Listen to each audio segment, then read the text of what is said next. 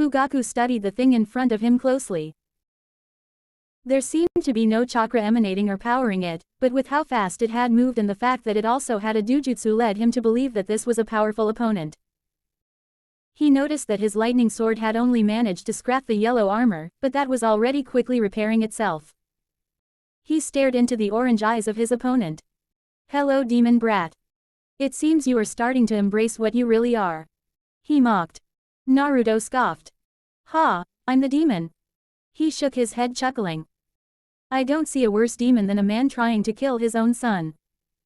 Naruto shouted back in his whirring, robotic voice. "I will still kill him," Fugaku stated matter-of-factly. "And there is nothing you can do about it. Last I looked you were, dead last, in your class. What hope do you have?" "I don't need hope to beat you, TT Ibeo. If you wanna kill Sasuke then go through me, lunatic." Naruto taunted, getting into a fighting stance. "Insolent fool. You think you can beat the Sharingan?" Naruto looked confused. I said I would beat you. I don't remember saying anything about the Sharingan." "Sheesh, you're making up stuff, old man." Fugaku roared and launched himself at Naruto full speed. What he didn't expect was for Naruto to easily sidestep and slap him hard enough to send him flying. He had let his guard down and he paid a heavy price.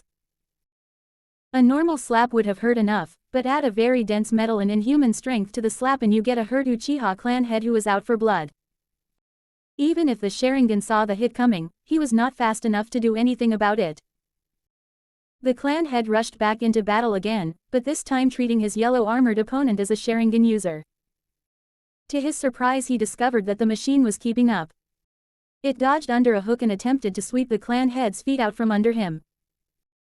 Fugaku leapt up and over the kick and narrowly avoided a vicious uppercut to the chin. The attack still managed to graze his cheek though, and it hurt. He swung his sword arm and watched a robot raise its arm to receive the blow. All he managed to achieve was a slight groove in the metal that was already quickly returning back to its original state. He moved his head to the left to avoid a powerful jab only to receive a knee in the side, and he decided to take that as a warning and he backflipped to put some distance between himself and his opponent. Fugaku studied him again. That dojutsu of his could keep up with the Sharingan, and now he was sure it would be useless to just go in and try to slash. That armor didn't seem to be affected by the sword and repaired itself quickly. How would it fare against ninjutsu, however? He was experienced enough in the following move so that he did not require hand seals to perform it. Kaden, Gukaku no Jutsu. His technique was much more powerful than any of his clan members due to its large size and concentrated heat. The Uchiha smiled when the blonde stood his ground awaiting the fireball. His smile died down when the robot walked through. The armor was charred black from some soot as the result of the fire jutsu, but other than that, the boy seemed fine and was walking slowly towards him. Kaden, Kasai Sasori no Jutsu.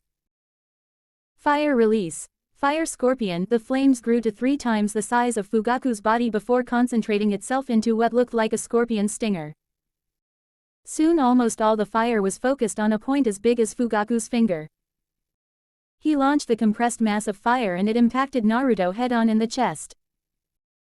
It knocked him a step back with a small dent in his armor, which quickly repaired itself. Fugaku frowned. This was not going well. He had to have some sort of weakness.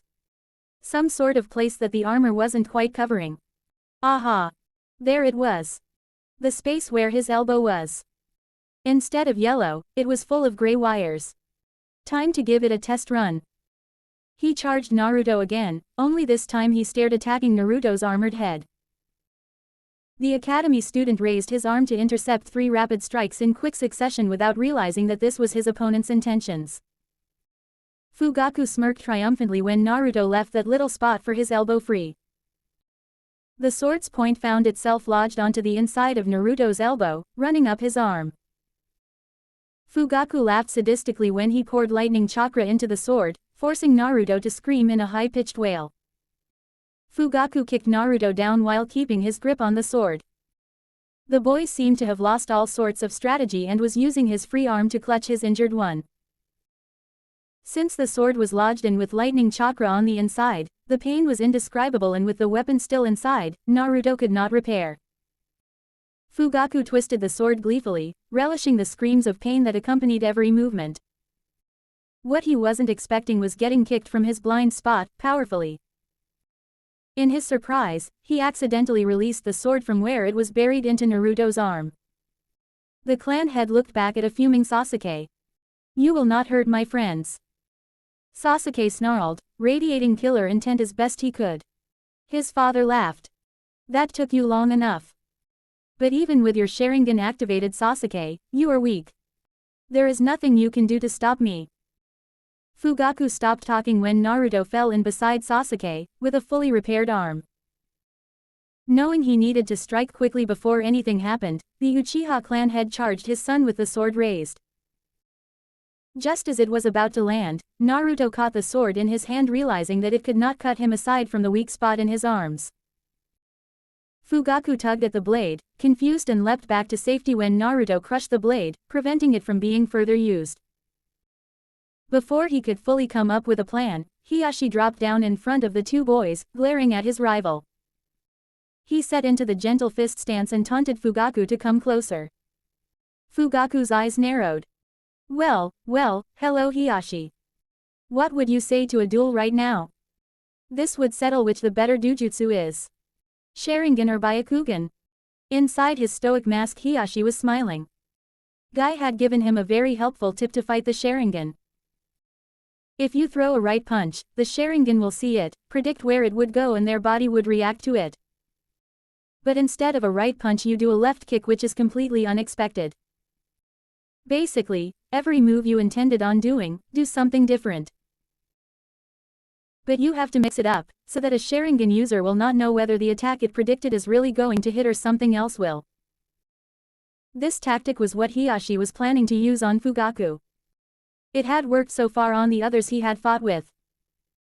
Hiashi ran forward and cocked his arm for a right-hand hook. Fugaku smiled. This was definitely not the gentle fist style, and he wondered at how easy it would be to dodge this as he took a step back.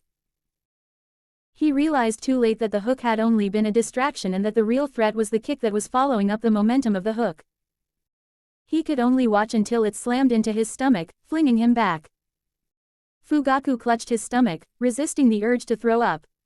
So the Hyuga wants to play with that trick, he thought. Well then, he wouldn't avoid the first blow but expect the second instead. Confident in his strategy, Fugaku ran headfirst at Hiashi. Again he noticed the right arm cock back. Oh well, it isn't real, no need to dodge this one. He watched Hiashi's legs carefully, wondering which one would bring the kick. Unfortunately, he never got to find out, as Hiashi's punch had been for real and it connected painfully with his head. Still reeling, he pulled of a jutsu. Kaden, Kasai Sasori no Jutsu. Once again the condensed point of the fire jutsu sped towards a target. Kaden. Hiashi called, releasing chakra from all of his tenkatsu at once and spinning like a top. The fire attack bounced harmlessly off the Hyuga defense. Fugaku snarled. He ducked just in time to avoid a thrown piece of solid brick. He leapt to the side not soon after, as Naruto was picking up every last bit that he could find and flinging the large chunks of debris at him. He heard a wall cave in behind him from one of the impacts and flinched. There was no need to find out what would happen if one of those hit him. Kage Bunshin no Jutsu. Naruto called out as a human version of himself appeared. Hey boss. Ito, why are you transformed? The clone asked questioningly. We need to kill the guy there, strong enough to throw stuff. The clone punched the air. You know it, TT Ibeo. He beamed as he flung rocks as large as possible necessary. Fugaku swore. Now with debris coming from different angles, he could not concentrate onto only Hiashi anymore. Sooner rather than later he felt a kunai strike his foot, pinning it to the ground, as well as multiple kunai coming along with the large debris, making it much harder to see them. He barely noticed four Sasuke's happily throwing his kunai, tiring and distracting his demented father. Then without warning a large staff came crashing down from above, which he barely managed to dodge. To his horror, the road where he had been standing had almost been obliterated and was now a small crater from the force of the impact. With this distraction he also barely avoided two kunai that nicked his cheek. He glared at Hiruzen with the staff and at Itachi who had thrown the kunai. The clan head had the shock of his life when two hands firmly gripped his feet out from the ground below.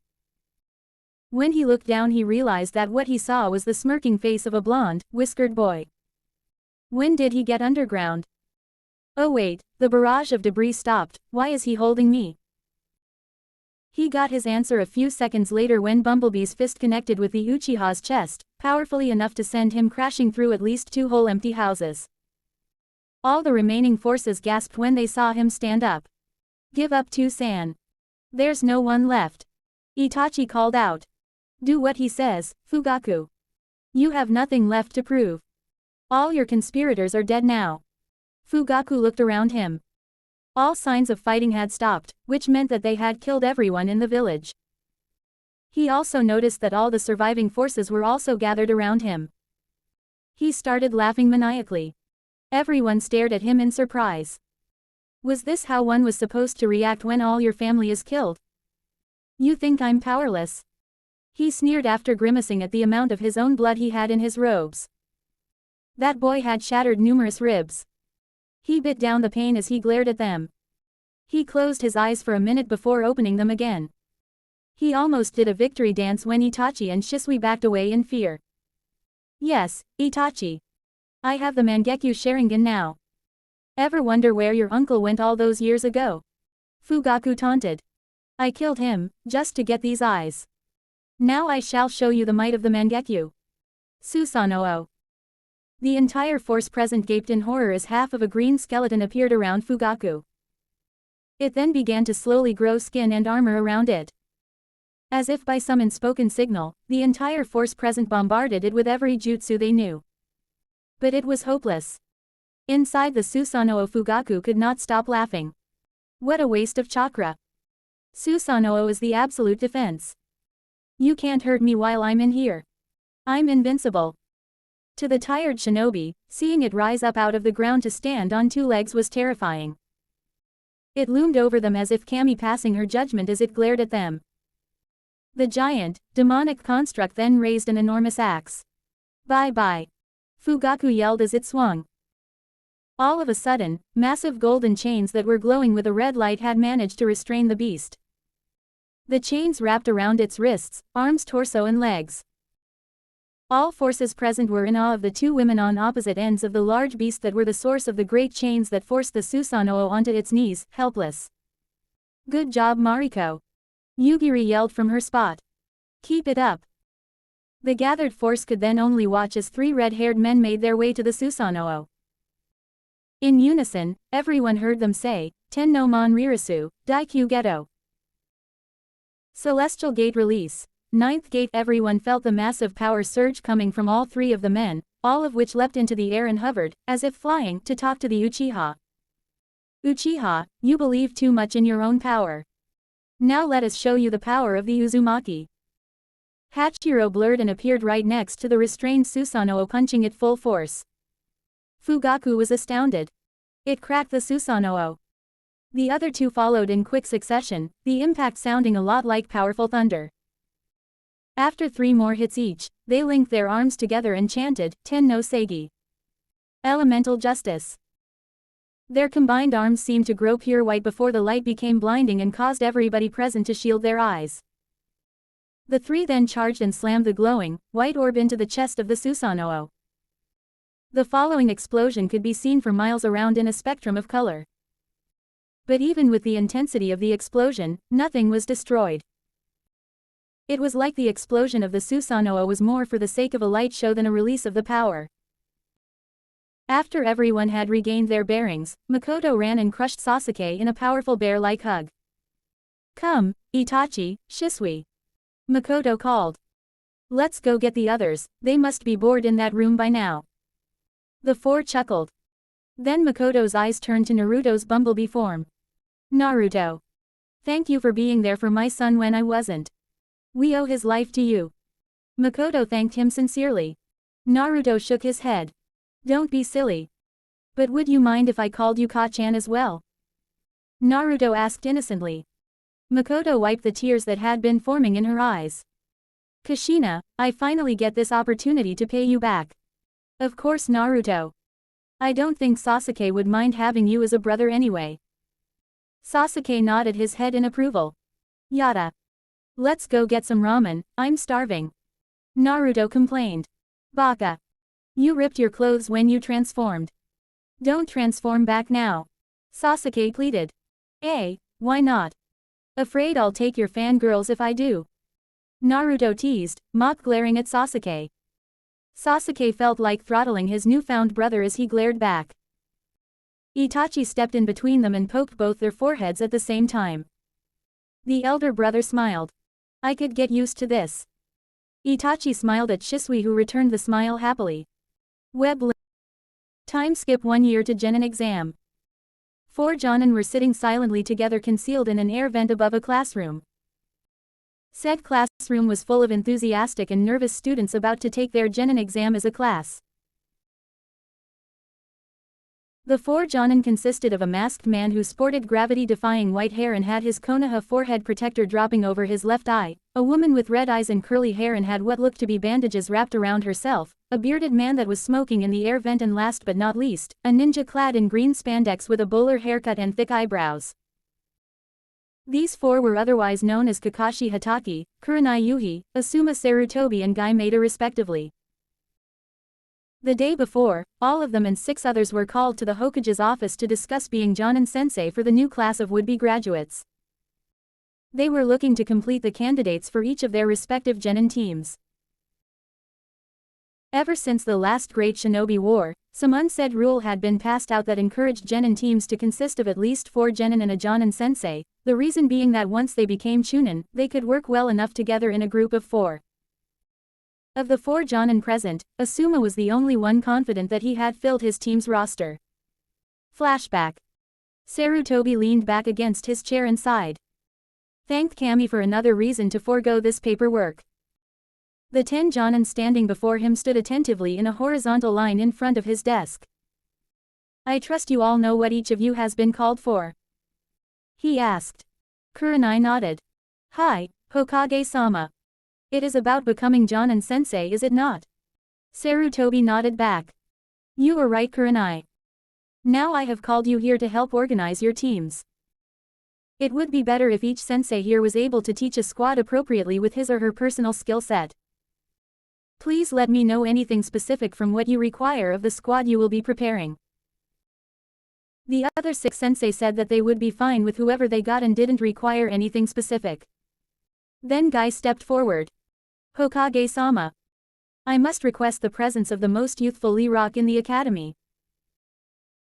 The boy's only focus is taijutsu, since he cannot use ninjutsu or genjutsu, and since I am better than my eternal rival over here, I assure you that I can train the youthful child to be an energetic green beast such as myself. Guy announced excitedly and flashed the Hokage with his nice guy smile and a thumbs up. Furthermore, the Uzumaki girl he is always with is just as youthful. They constantly push each other to new limits, and I think they have found eternal rivals in each other. Other than this, I feel I need those 2 youthful children in my team. The Hokage gave a small smile and raised both his hands to placate Guy. Do not worry, my friend, I am sure your comrades here will not dare request them now, will they? The Hokage watched in amusement as Guy's colleague's sweat dropped. Yosh. Such a youthful team will go far. Anyone else? The Hokage asked. Tu-san.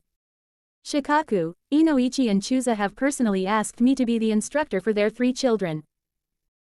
Shikamaru, Ino and Choji are already well-developed ninja and I will have no problem with them. As for the 4th member, this Kaide Uzumaki seems to spend lots of time with Shikamaru. I feel that this team will set a good ground base and will work smoothly. Asuma stated, drawing in smoke from his pipe. That team will surely be great, Asuma. I do not think you will have any problems. Kurenai, since this will be you and Kakashi's first time as Jonin Sensei, what are you planning? I was thinking of putting together a tracking team, Hokage-sama. Kurenai answered politely. The old man raised an eyebrow. You are aware of the dangers that befall a tracking team, I assume? Since you have been part of one as well.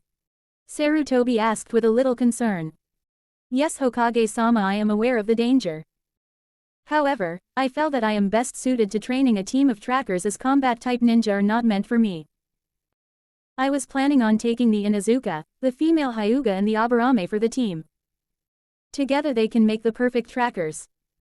The only problem is, this team lacks in firepower, and I am searching for a student that can cover this. Kurenai answered calmly. That is good insight, Kurenai. I wish you the best of luck with that team. What about you, Kakashi? The Hokage questioned before raising an eyebrow at the masked man. Kakashi giggled again while reading his little orange book. My Jojo, that's so naughty. He whispered to himself. Kurenai gained a tick mark on her forehead. Kakashi. We are in the presence of the Hokage. Show some respect. She yelled. Kakashi sighed heavily. Sorry Kurenai, you were saying Hokage-sama. Kakashi said as he tucked his little book into his Jonin vest protectively. Do you have anyone in mind for your team? Oh yeah, of course. Kakashi's face turned serious. I would like both Sasuke Uchiha and Naruto Uzumaki on my team. I am more of a combat-type ninja and I would prefer to have a team that I can pass my skills into. Ever since Naruto has moved into the Uchiha compound, Itachi has been able to train both of them whenever he has time to do so. Both boys have great potential that I believe I can unlock. Other than this, the two of them are what you can call a well-oiled machine. They can work together almost seamlessly now. All that I am lacking is a long-range fighter and a possible medic. He stated purposefully, his voice carrying out that no wasn't an option. And this is also for both of you, Obito, Minato-sensei. He thought. The others all turned to look at Kakashi. His proposed team was going to be quite possibly the strongest among all of them. Interesting Kakashi, I see that you already have members planned for each of your teams. I encourage you to meet up with them but do not inform them of your possible status as their Jonin-sensei. You are dismissed. Flashback end. Kurenai was relatively short on options for her fourth member. Kakashi had taken the two best combatants to fill that role and at the moment, she could only see one available option. He would have to do this Arashi Uzumaki. Kakashi was watching each of the students carefully. After the Hokage had dismissed them, he had gone in to take a look at each student's current records and observations. The pink-haired girl, he noticed, had very high chakra control for her age and currently held the highest marks in her class. She had potential, even if he was a little disgusted by her fangirling attitude. For his long-range warrior, he was eyeing Tenten. The girl was very potent with weapons and was rivaling Naruto and Sasuke, even with their Dujutsus activated. He smiled, this team would work, and hopefully nothing too bad would occur to them. The four sensei then waited to watch through the rest of the Genin exam. Naruto was currently loving life. After the battle at the Uchiha compound, Naruto had been invited to stay with Sasuke and his family and had lived there ever since. Hiyashi and his family had been a little sad with him leaving but they understood that Sasuke and Naruto were like brothers. Aside from that he even got to know members of his own clan. Added to these blessings were that Itachi had been training both him and Sasuke at the same time as their Dujutsu were eerily similar in function. Last but not least now was Mizuki. At first he had hated the man completely. Mizuki had been biased against him since he had first come into the academy and had been continuously sabotaging his studies. 1 year ago, he didn't fully trust Mizuki when he had promised to be fairer and to teach him. But Mizuki had been solely focusing on Naruto since then, correcting his mistakes and even making sure that Naruto had been studying for his academic work. It wasn't before long that he was treating Naruto and Sasuke to ramen in his spare time. Mizuki now felt like another elder brother to Naruto, one that he was glad to have. The sensei had even gone to Makoto once to help introduce a study schedule for Naruto and Sasuke. At first Naruto had been outraged that he had less free time after school, but after finding it much easier to pass the tests given to him in school, all complaints went down the drain. Naruto was snapped out of his thoughts by a loud commotion at the bottom of the room. Sasuke, again, was being hoarded by another mob of girls and the poor Uchiha was lying down on his desk, desperately covering his ears. After all this time, Naruto still found it hilarious and burst out laughing. The blonde was quickly joined by Shino and Kiba, who were by now pitying the pretty boy. The trio laughed even harder when Arashi joined the scene. Sakura-chan. You're so beautiful, TT Ibeo. Can we go on a date? He pleaded cheerfully. Sakura slugged him across the jaw and he tripped backwards. Don't call me Sakura-chan. And no. I only like Sasuke-kun. Arashi rubbed his jaw painfully before leaping back up. It's okay, I know how hard it is to admit your feelings, but don't be afraid, I like you too. Sakura gave a disgusted shriek and slugged him again before running up to Sasuke. Sasuke-kun, save me. That evil person is trying to take me away. Sakura whined. Sasuke groaned and dropped his forehead onto the table. Kami, what did I do to deserve this? Meanwhile, Hinata had gone and assisted Arashi in coming back with her to Naruto. Aw man. He complained, why can't she just say she likes me? Is it really that hard? Hinata patted his back comfortingly. It's going to be fine, Arashi-kun. Hinata reassured him.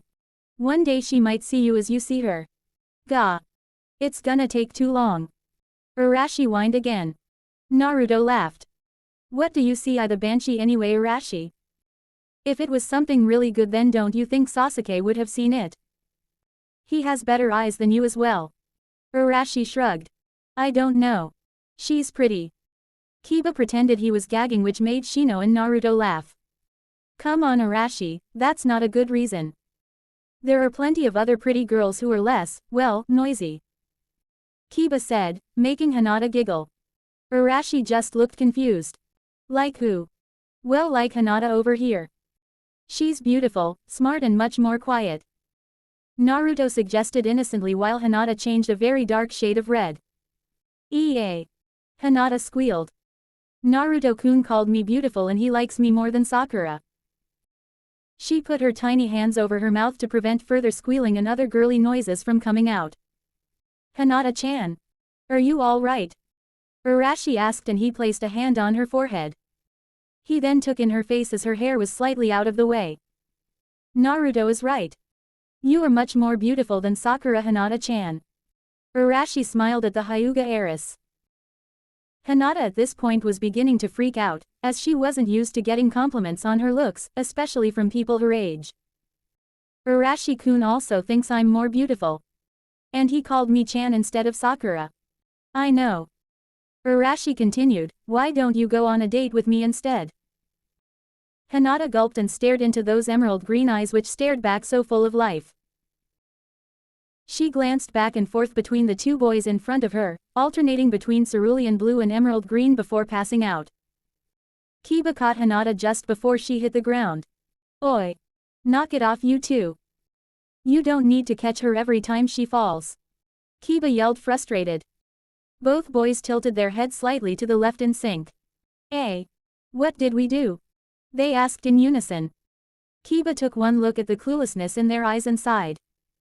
You guys are hopeless. Now they kept their heads tilted but asked unison once again. Hopeless in what? Shino just sighed while Kiba banged his head on the desk. The Aburame then started slowly shaking Hinata awake. In a few minutes the door of the class opened to let Mizuki and Iruka in. It was a little disheartening to see the pile of papers they carried on their way in. Class, settle down now. The written test is about to start, Iruka called out. Arashi groaned. Already. Can't we do it tomorrow? Mizuki completely ignored him. This test will not be easy and it will involve everything you have ever learned in the academy. Good luck to you all, the white-haired man said before handing out the papers. Good luck Hinata, Naruto whispered to his side. Gee, good luck to you too and Naruto-kun, Hinata twiddled her fingers. You may start, Iruka announced. Whispered to his side. Gee, good luck to you too and Naruto-kun, Hinata twiddled her fingers. You may start, Iruka announced. The eager genin began their tests in a comfortable silence, for most anyway. Ga-sensei. Why do you have to make this so hard? Arashi whined while pulling his hair in frustration. Be quiet, Arashi, and stop complaining. You would have known all that if you were actually listening to anything we taught in class. Kuso. Naruto was looking at his red-haired cousin curiously. He vaguely remembered being in the same position more than once over the last 4 years. Until, of course, Mizuki had accompanied him and Sasuke home to have his talk with Makoto about Naruto and Sasuke's academic positions. He was easily believing what Mizuki had said then, that at least a little of his time in revising the work every day would make written tests all the more easy for him. Now here he was, with answers popping into his brain as if by reflex. The blonde finished his exam a good 30 minutes before the ending time and had handed in his paper to a Mizuki who was grinning victoriously. Naruto scowled and pretended to be asleep as he was afraid he couldn't sit still for very long. He wanted to continue his training, but he wasn't exactly allowed to leave the room for at least half an hour. What a punishment. And na, Naruto-kun. Hinata said gently as she prodded Naruto slowly awake. Hi, Hinata-chan. Naruto replied groggily as he sat up, trying to rub some of the sleep out of his eyes. Anyo, it's time for the next part of the exam now. And the others are outside. Naruto blinked at her. Nah, I don't wanna go, I'll take a little nap first. Naruto sighed as he curled up back down to rest his head in his arms. Kiba laughed. Come Shino, looks like we need to drag Blondie out. Kiba teased while Akamaru barked approvingly from atop the boy's messy hair. I agree. Why? Because it would be such a waste for all his hard work if he failed this exam now. Shino stated as he picked up Naruto's other arm and helped Kiba haul him to his feet. I hate you guys, Naruto groaned sleepily. Mama, so what, you're coming with us Blondie? Kiba mocked cheerfully. What's with the Blondie nickname Dog Breath? Naruto looked up grinning as Kiba glared back. Naruto-kun, Kiba-kun, they might be starting already outside, can we go now? Hinata pleaded urgently. Sure, no problem Haim. Naruto replied as he stood up to walk in front of the group, completely missing both Hinata's change in color and the steam pouring out of her ears. In the training grounds. Ah, there you are Naruto. Nice of you to finally join us. Iruka greeted Naruto warmly. Have a nice sleep Gaki. Mizuki smirked with his arms crossed. The others are almost done in the throwing weapons test. Naruto mock glared. Not fair Mizuki-sensei. Why didn't you wake me up? Mizuki laughed and put in an innocent look. You were sleeping so peacefully, I thought it wouldn't hurt to leave you to your own sweet dreams. Mizuki then put out his tongue childishly. Sensei, tomorrow you'll wake up bald when I'm done with you. Naruto threatened. Mizuki just guffawed at the threat. You seem to be forgetting what happened the last time you tried to get in my apartment, don't you? Naruto paled. He remembered all too clearly the temper of Mizuki's girlfriend the last time he had walked in with paint. She didn't buy his reasoning that he merely spilled the paint in their house and had chased him around Konoha till he dropped. It had been a subject at the dinner table with Sasuke and Itachi endlessly torturing him about it. Definitely something he didn't want to happen again. Then again maybe not. Arashi Uzumaki. Iruka called out. Your turn. Yada. This time it should work. I've been training all year, TT Ibeo. Arashi whooped as he picked up the kunai and shuriken. The red-haired boy flung all his shuriken as a group and at least half hit the intended targets. Next he threw the kunai and he barely managed to keep them all within the acceptable parameters. I definitely passed this, didn't I Iruka-sensei? Arashi yelled excitedly. The red-haired boy then scowled when Iruka walked back out from behind a tree. Well done Arashi. Iruka encouraged him with a nervous smile. Sensei. Why were you hiding behind that tree? Don't you trust me? Arashi scowled. Haha, Iruka smiled sheepishly and scratched the back of his head looking for a suitable answer. You're not exactly the most accurate student at the moment. Sasuke burst out laughing and slapped his knee. Good one sensei. I didn't see that one coming. Oh yeah Sasuke-tem. Then why don't you show me how it's done? Arashi growled. Move out of the way. Sasuke said as he collected his kunai and shuriken. The Uchiha then went twice the distance away from all the available targets and waited for everyone to move out of the way and closed his eyes. Sharingan. He muttered as he opened his eyes, revealing two Tomo in his red eyes. Ha! Arashi scoffed. He needs the Sharingan to even throw properly. Sasuke smirked as he glanced at Naruto, who gave him a nod. Sasuke Hen flung all his shuriken in one throw and he simply watched as they all embedded themselves dead center into multiple targets. Sasuke then arranged the kunai in a row in his hands and took a deep breath. He had trained in this enough times with Itachi. He threw the first kunai high up into the air in a different direction from the main target. The next kunai hit the previous and altered its course, heading back down to the ground. Before it got too low, another kunai deflected it and it started heading to the right of the main target. Another kunai pushed it a little lower and moved it slowly to the left while the next one made sure it was parallel on course, and the main kunai struck dead center of the main target while all the others managed to hit the other spread out targets in the area, although not as accurate. His next 5 kunai repeated the display of the first and Sasuke managed to deflect another kunai into the center next to the main target. Successful, he deactivated his Sharingan and grinned at Naruto. Most of the audience was awed. Not even the senseis could repeat what they had just seen. Then again, they did not really have the Dujutsu that accompanied it. Arashi wisely shut his mouth after that display of skill and settled for simply glaring at the Uchiha. Sasuke, you threw the second kunai a little too early. Didn't Itachi Ni-chan warn you about getting overexcited? Naruto scolded while crossing his arms along with a stern look on his face. Sasuke looked away smirking. Sorry, couldn't help it. Naruto sighed. Well, at least you hit the target. Just remember to wait next time, okay? Mizuki and Iruka looked at Naruto curiously. They both knew by now of his special condition and certain powers he possessed, which he had revealed to both of them as a show of trust. But to be able to scold off a Sharingan user that was showing off their skills only showed that Naruto's Dujutsu was mostly on par with the Uchiha's Sharingan. Naruto, you're the last one. When you're ready. Mizuki signaled. Naruto stood in the exact same spot that Sasuke had used to perform his display and subtly activated his Suihogan. Not everyone around him knew about it, and even if they did, they would not notice unless he looked them directly in the eyes. He watched in clarity as he repeated the same pattern Sasuke had done. Over the past year, his Suihogan had seemingly slowed time down even more, and he was starting to learn how to predict movements and timings to a degree where he even had a full 3 seconds to decide where to hit the kunai in the air to deflect it and what speed to hit it at. If anyone looked at his pupils, however, they were darting around his eyes, flicking from side to side at a very high speed.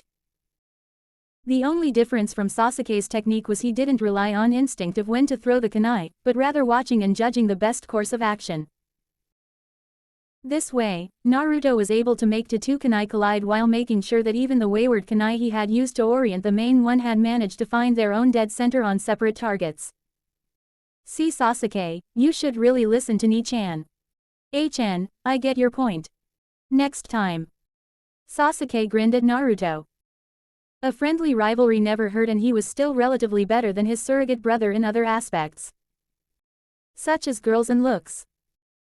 Okay, maybe he wasn't too happy about the former, but at least you live with what you get.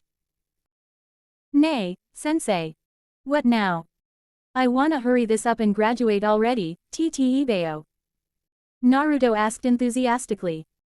Well, technically all of you officially passed the obstacle course yesterday, so we do not need to waste time in repeating that. But now I want a demonstration of the 3 basic jutsu we have taught you at the same time.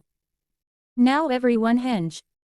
In a large poof of smoke, all the genin seemed to have transformed into someone else. Many imitated Iruka and Mizuki, while some even decided they wanted to imitate their parents. Iruka began walking up to each one and checked the quality of the henge as well as the acting ability. The scar-faced man frowned when he reached the end of the line to see that Sasuke and Naruto hadn't even moved. Sasuke, Naruto. I know both of you are very familiar with this, but you need to henge into someone so we may grade you. Iruka explained, sounding disappointed. HN. Sasuke grunted and crossed his arms while smirking. I do not see the point, sensei. Sasuke, that arrogant attitude will come and bite you in the back later on. Iruka sighed before turning to Naruto. The blonde-haired boy had both his arms over his head and was grinning back at Iruka with his eyes partially closed in laziness. Ah, come on Iruka-sensei. I'm awesome at this, Ibeo. I can also show you the advanced. Naruto glanced at Iruka with a sly grin while opening a mischievous-looking blue eye. Iruka held up his hand signaling to stop immediately. There is no need for that Naruto. Iruka said hastily as he felt a little trickle of blood threatening to escape his nose just from the thought. But you still need to impersonate someone successfully to pass this test. The two boys looked at each other and released their henge simultaneously while Iruka just gaped at them in shock. Where Naruto had been standing was Sasuke, who was smirking victoriously, and where Sasuke had been smirking now stood a grinning Naruto. Mizuki burst out laughing as he realized that the boys had been impersonating each other and had gotten the drop on both him and Iruka. The white-haired man laughed harder at the stupefied look on Iruka's face and slapped him on the back to get rid of his thoughts. Hey Iruka, don't feel bad about yourself. You should be proud you students were able to fool you like this. Just wait till the others hear. Mizuki taunted, earning a laugh from the Uchiha and Uzumaki. Hey. They tricked you too. Iruka countered childishly and pouted. But there's no proof. Mizuki winked as Iruka scowled. And I have a whole class here to prove my story later on. Right kids? Mizuki called out. Hi Mizuki-sensei. A chorus of answers sounded out while Iruka's sweat dropped. I could swear a year ago you practically hated kids. Iruka grumbled. Everybody please display your skill with a kawarimi. There are logs in that corner for your disposal. Now then, come one at a time please. Iruka then proceeded to observe the student's attempt to switch places with a log. He was slightly bewildered during Naruto's demonstration when his surroundings shifted. 1 minute he was watching Naruto intently along with the line of students behind the boy, and the next second he had said students behind himself even though he hadn't even moved. Awesome Naruto. Sasuke called out. I didn't know we were allowed to kawarimi with sensei. I would have done it as well. Naruto shrugged. Technically he said kawarimi, he didn't say we had to use the logs in the first place. Right, Iruka-sensei. Haha Iruka, you should see your. Mizuki was stopped when he became the next target of Naruto's kawarimi and wore a look of surprise before his face scrunched up in mock anger. Ha Mizuki. Iruka laughed gleefully. You should see your face. Iruka countered. Mizuki scowled. Fine Iruka, let's just finish off today quickly, I'm going back home early. I'm tired. Iruka sighed and carried on with the exams. End of the school day. Mizuki smirked as he watched the students all leave the classroom. Deceiving everyone had been surprisingly easy. The Kyuubi brat had been so desperate for attention and friends that he forgave Mizuki almost immediately after he apologized. After that, Mizuki just had to imitate whatever Iruka did for Naruto, such as treating the boy to ramen. Oh how he despised that meal. All the slurping and drinking of that squishy meal that didn't taste any good at all.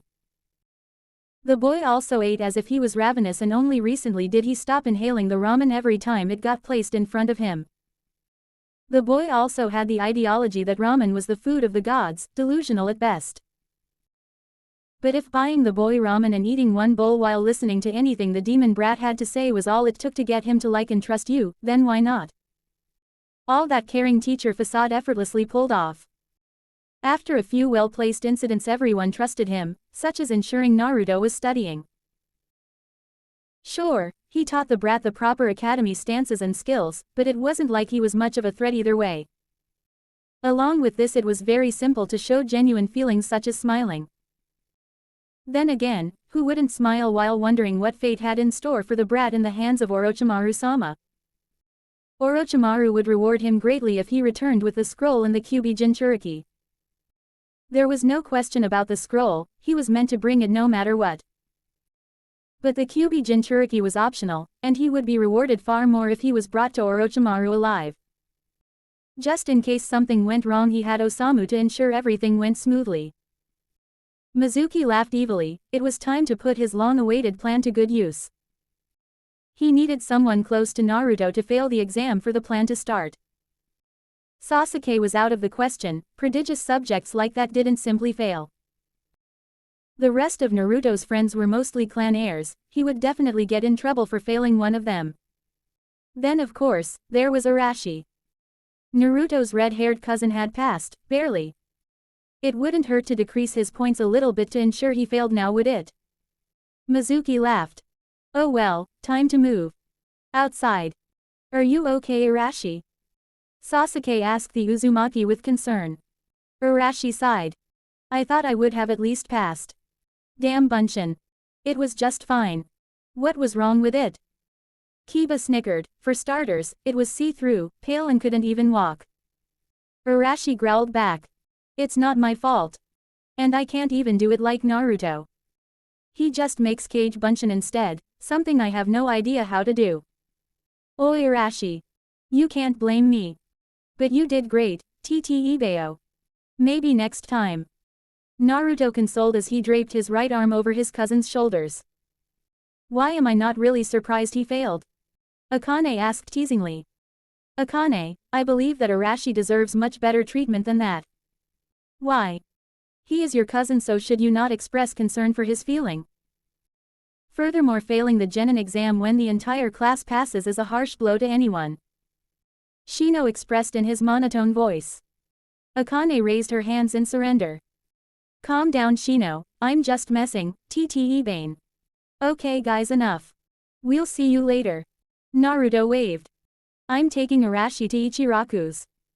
Sasuke, tell Ni-chan and Ka-san I'll come back later. Hinata, can you tell Auntie Yugiri the same about Arashi? No problem. Hinata and Sasuke said simultaneously. Jinx Hinata. Sasuke shouted immediately, pointing at her. Now you're not allowed to talk. Hinata shied away to the side. Sasuke, stop messing. Naruto scolded. Later everyone. Naruto waved as he dragged Arashi off, hoping to lighten the mood. When they were out of sight, the cousins started walking slowly side by side. Arashi, let's go talk to Iruka-sensei, maybe we can ask if there's still a way for you to graduate. Actually there is. Mizuki said, strolling over. Mizuki-sensei. Both boys exclaimed. Let's go get some ramen. The two Uzumaki didn't notice the flinch. Are you boys more interested in ramen than finding a way for Arashi to pass?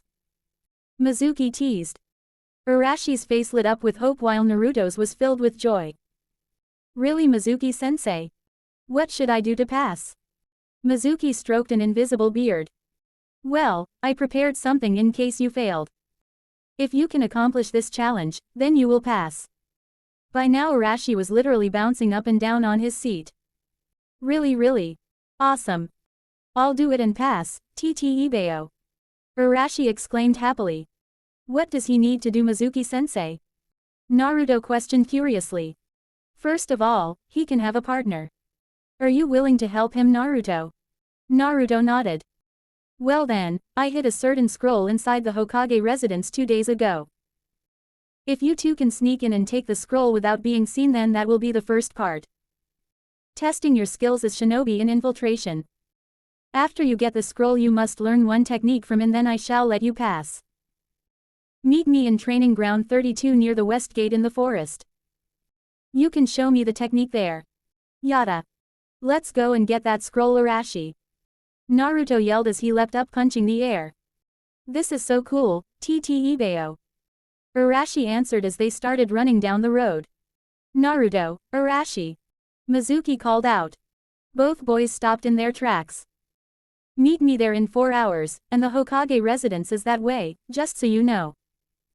Mizuki pointed in the opposite direction the boys were heading. The Uzumaki cousins grinned sheepishly and rubbed their necks. Before taking off again, but this time in the right direction. Mizuki watched the boys excitedly charge away before turning to an alley. Did you hear all of that, Osamu?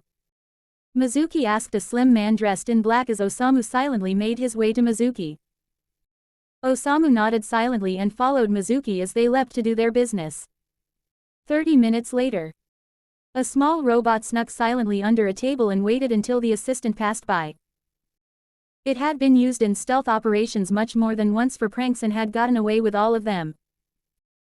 Naruto had unlocked Frenzy halfway through the year by accident in the middle of a prank and had quickly grown attached to the not-so-destructive small body.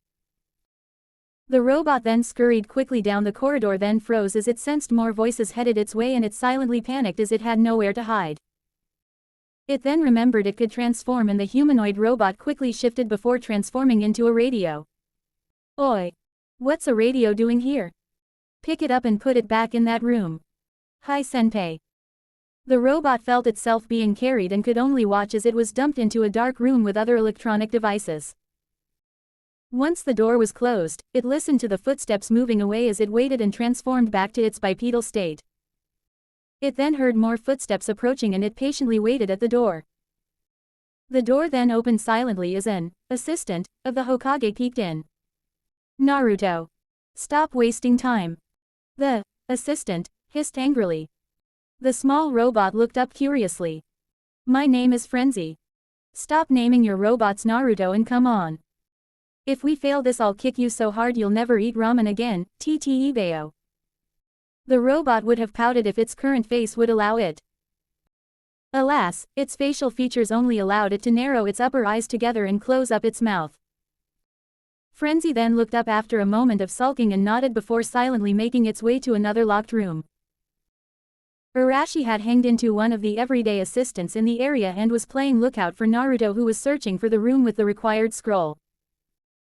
After another 10 minutes of searching, Frenzy finally found the room's door, which had been camouflaged to look like a simple wall. Frenzy then let his fingers slide through the lock and searched for any other seals to deactivate. The small robot found 2 more before shaping his finger into a key and unlocking the door. Once inside, they immediately noticed the large scroll in the center of the room, and they had no doubt that it was the one they needed. The cousins high-fived as they walked out of the room, straight into the path of another original assistant. What are you doing with that scroll? Stop. Waroke no jutsu. Arashi chanted, and he watched in amusement as the Chunin collapsed with a massive nosebleed. Let's get out of here. It didn't take very long before the boys managed to head out to the meeting spot. 4 hours later. The 2 boys were crouching over the scroll, studying it intently and reading into it. For the past 3 hours, the boys had been memorizing techniques and their descriptions and uses. Naruto just skimmed through the scroll as the photographic memory he had obtained as a side effect of the cube was very useful. Ah, Naruto, I got this one as well for sure. Arashi exclaimed excitedly as he got ready to form seals.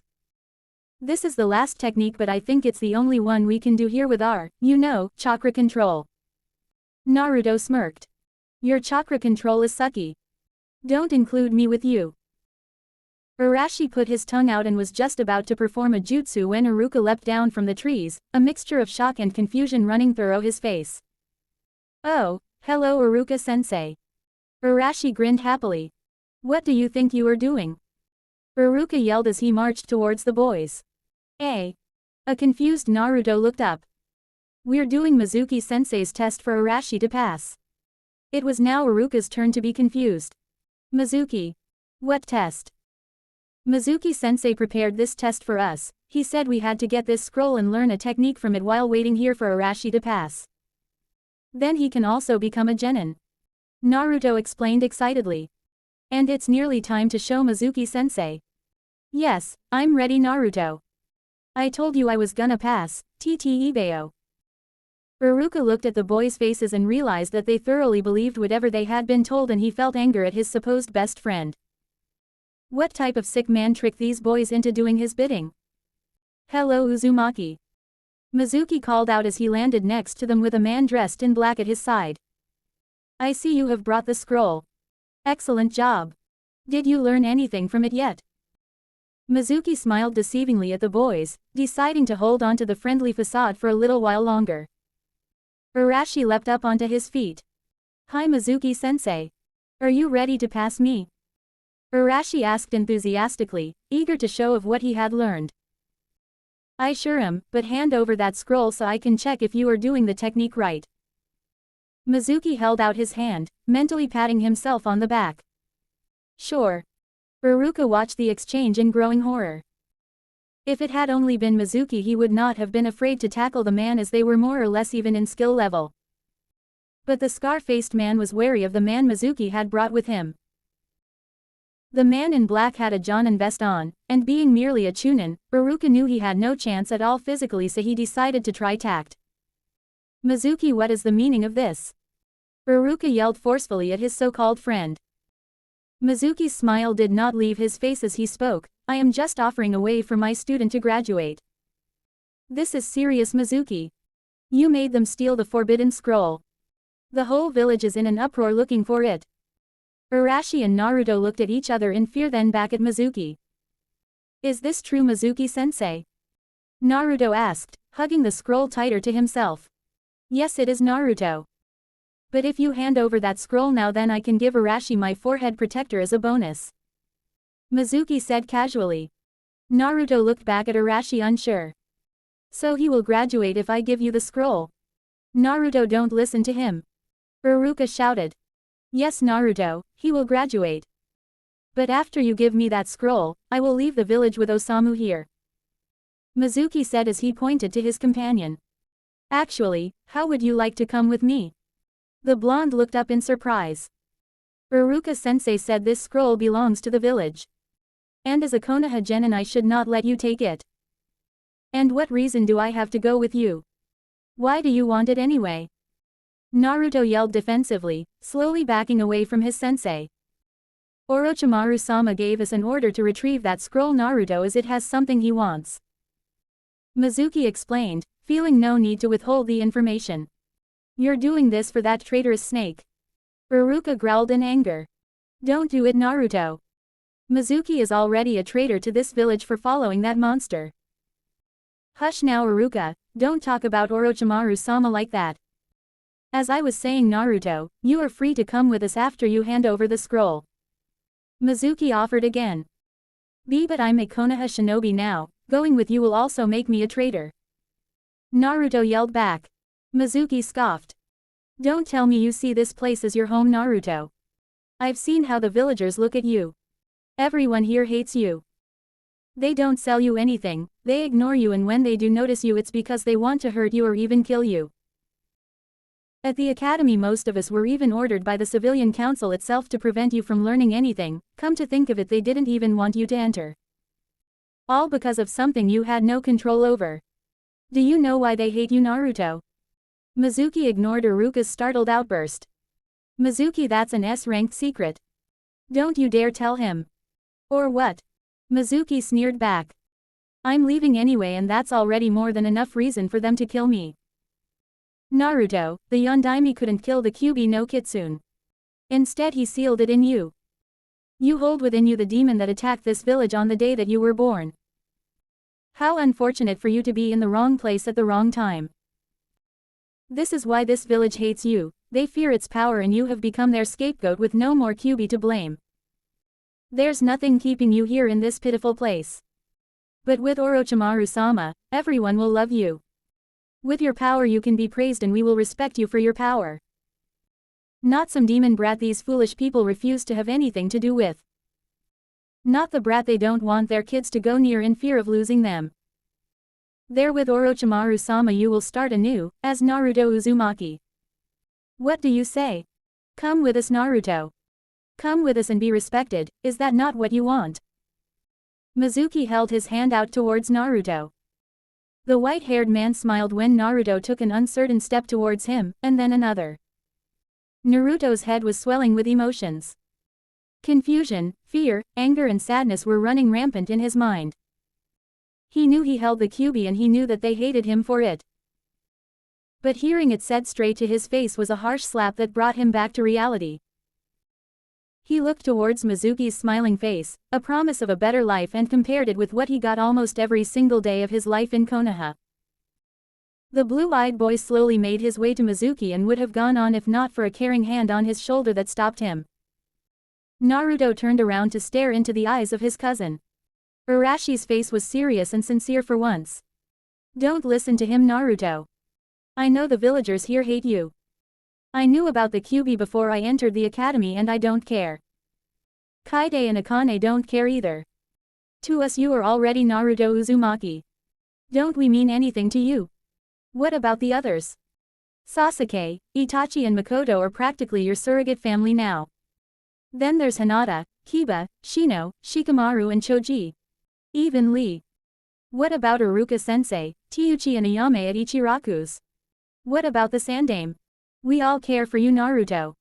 We all need you here. Who cares if the village hates you? We will stay by your side no matter what they say, and you have no right to abandon us to go with traitors. Arashi spoke, letting his emotions get through to his confused cousin, hoping that the blonde Uzumaki would see sense and realize that there were people who cared about him too much. Iruka took the opportunity to also place hand on Naruto's other shoulder. It's true, Naruto. You will hurt many people if you leave. And you cannot trust Mizuki. You have already seen how he has fooled you once already by making you steal this scroll. What proof does he have that Orochimaru and his men will love you? The snake experiments with his own men and children to find answers. What's to stop him from doing it to you? Iruka added, voice growing cold towards Mizuki as he glared at his so-called friend. Naruto, the offer is still open. Come with us now before anyone else comes to try and stop us. Naruto looked back and forth between Arashi and Mizuki before steeling his resolve and glaring at Mizuki. No. I have people who care for me here. And I've had enough of your lies, Mizuki. Naruto yelled forcefully, gripping the scroll tighter. The smile dropped from Mizuki's face and formed into a scowl as his face hardened. Fine then. I was trying to get this children to find answers. What's to stop him from doing it to you? Iruka added, voice growing cold towards Mizuki as he glared at his so-called friend. Naruto, the offer is still open. Come with us now before anyone else comes to try and stop us. Naruto looked back and forth between Arashi and Mizuki before steeling his resolve and glaring at Mizuki. No. I have people who care for me here. And I've had enough of your lies, Mizuki. Naruto yelled forcefully, gripping the scroll tighter. The smile dropped from Mizuki's face and formed into a scowl as his face hardened. Fine then. I was trying to get this done peacefully, but I guess that won't work out, will it? You boy are coming with us whether you like it or not, and that scroll is as good as ours as well. The white-haired man snarled viciously, getting into a battle stance. Iruka turned to the boys. Both of you listen. I want you to both run away from here now and get help, but keep that scroll safe. But, Naruto, there's no time. The faster you go get help the better. I do not want to see you fight here, and that is final, now go. Iruka ordered. As if we'll let you. Osamu, get them. Mizuki cried as he charged Iruka head-on. Osamu pulled down his hood to reveal a battle-hardened face that was smirking in pleasure.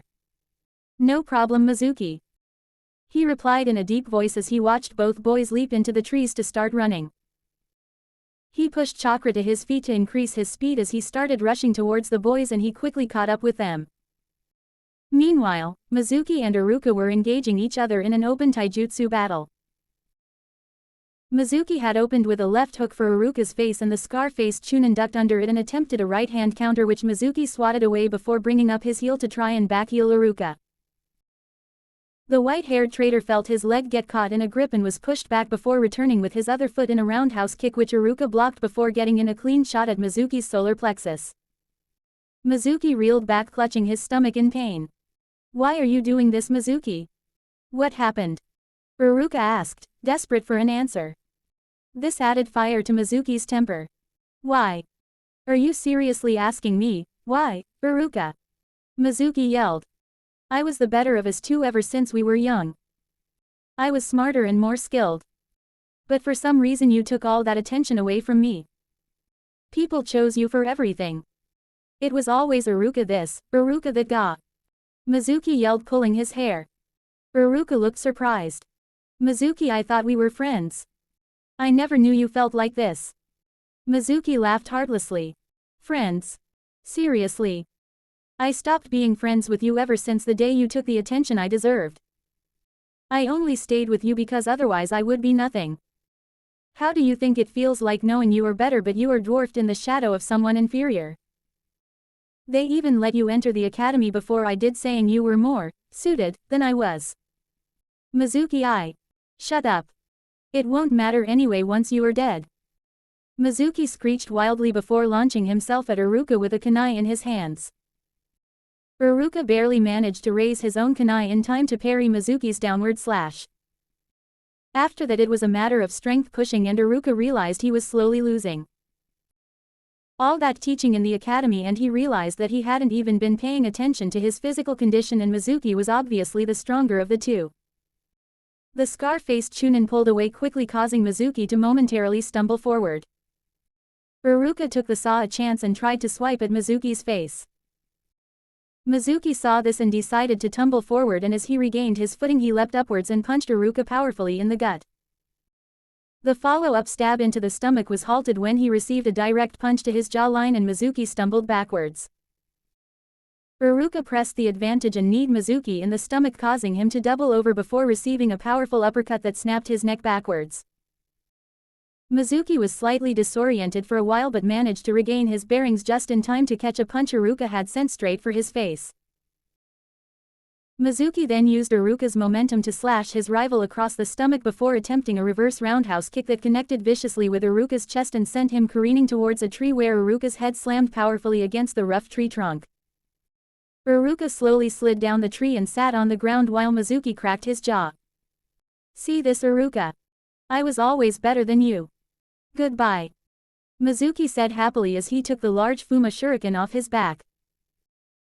Mizuki then proceeded to throw the large shuriken straight towards his wounded colleague and watched in anticipation before chanting, "Shuriken Kage Bunshin no Jutsu." The single shuriken then split to a horde of about 20 oversized spinning weapons that offered no chance for Iruka to escape. Not that he could move anyway. The scar-faced Chunin flinched when he felt the deep wound in his stomach and could only close his eyes and wait for his end, hoping Naruto and Arashi had gotten away. He didn't have many regrets. Barricade. A fierce shout was yelled as a black structure moved to stand in front of Iruka, absorbing all the damage from the onslaught of shuriken. Which wasn't that much actually considering the armor that the machine was equipped with. It slowly looked up to glare at Mizuki with glowing blood-red eyes that were ringed with orange. "You will not hurt Iruka-sensei Mizuki," it stated in a harsh demonic voice as Osamu leapt down next to Mizuki smirking. "So he's finally letting his powers show, nay Mizuki?" Osamu stated excitedly with a hungry grin on his face. "I wonder how my armor will fare against his," Osamu thought to himself.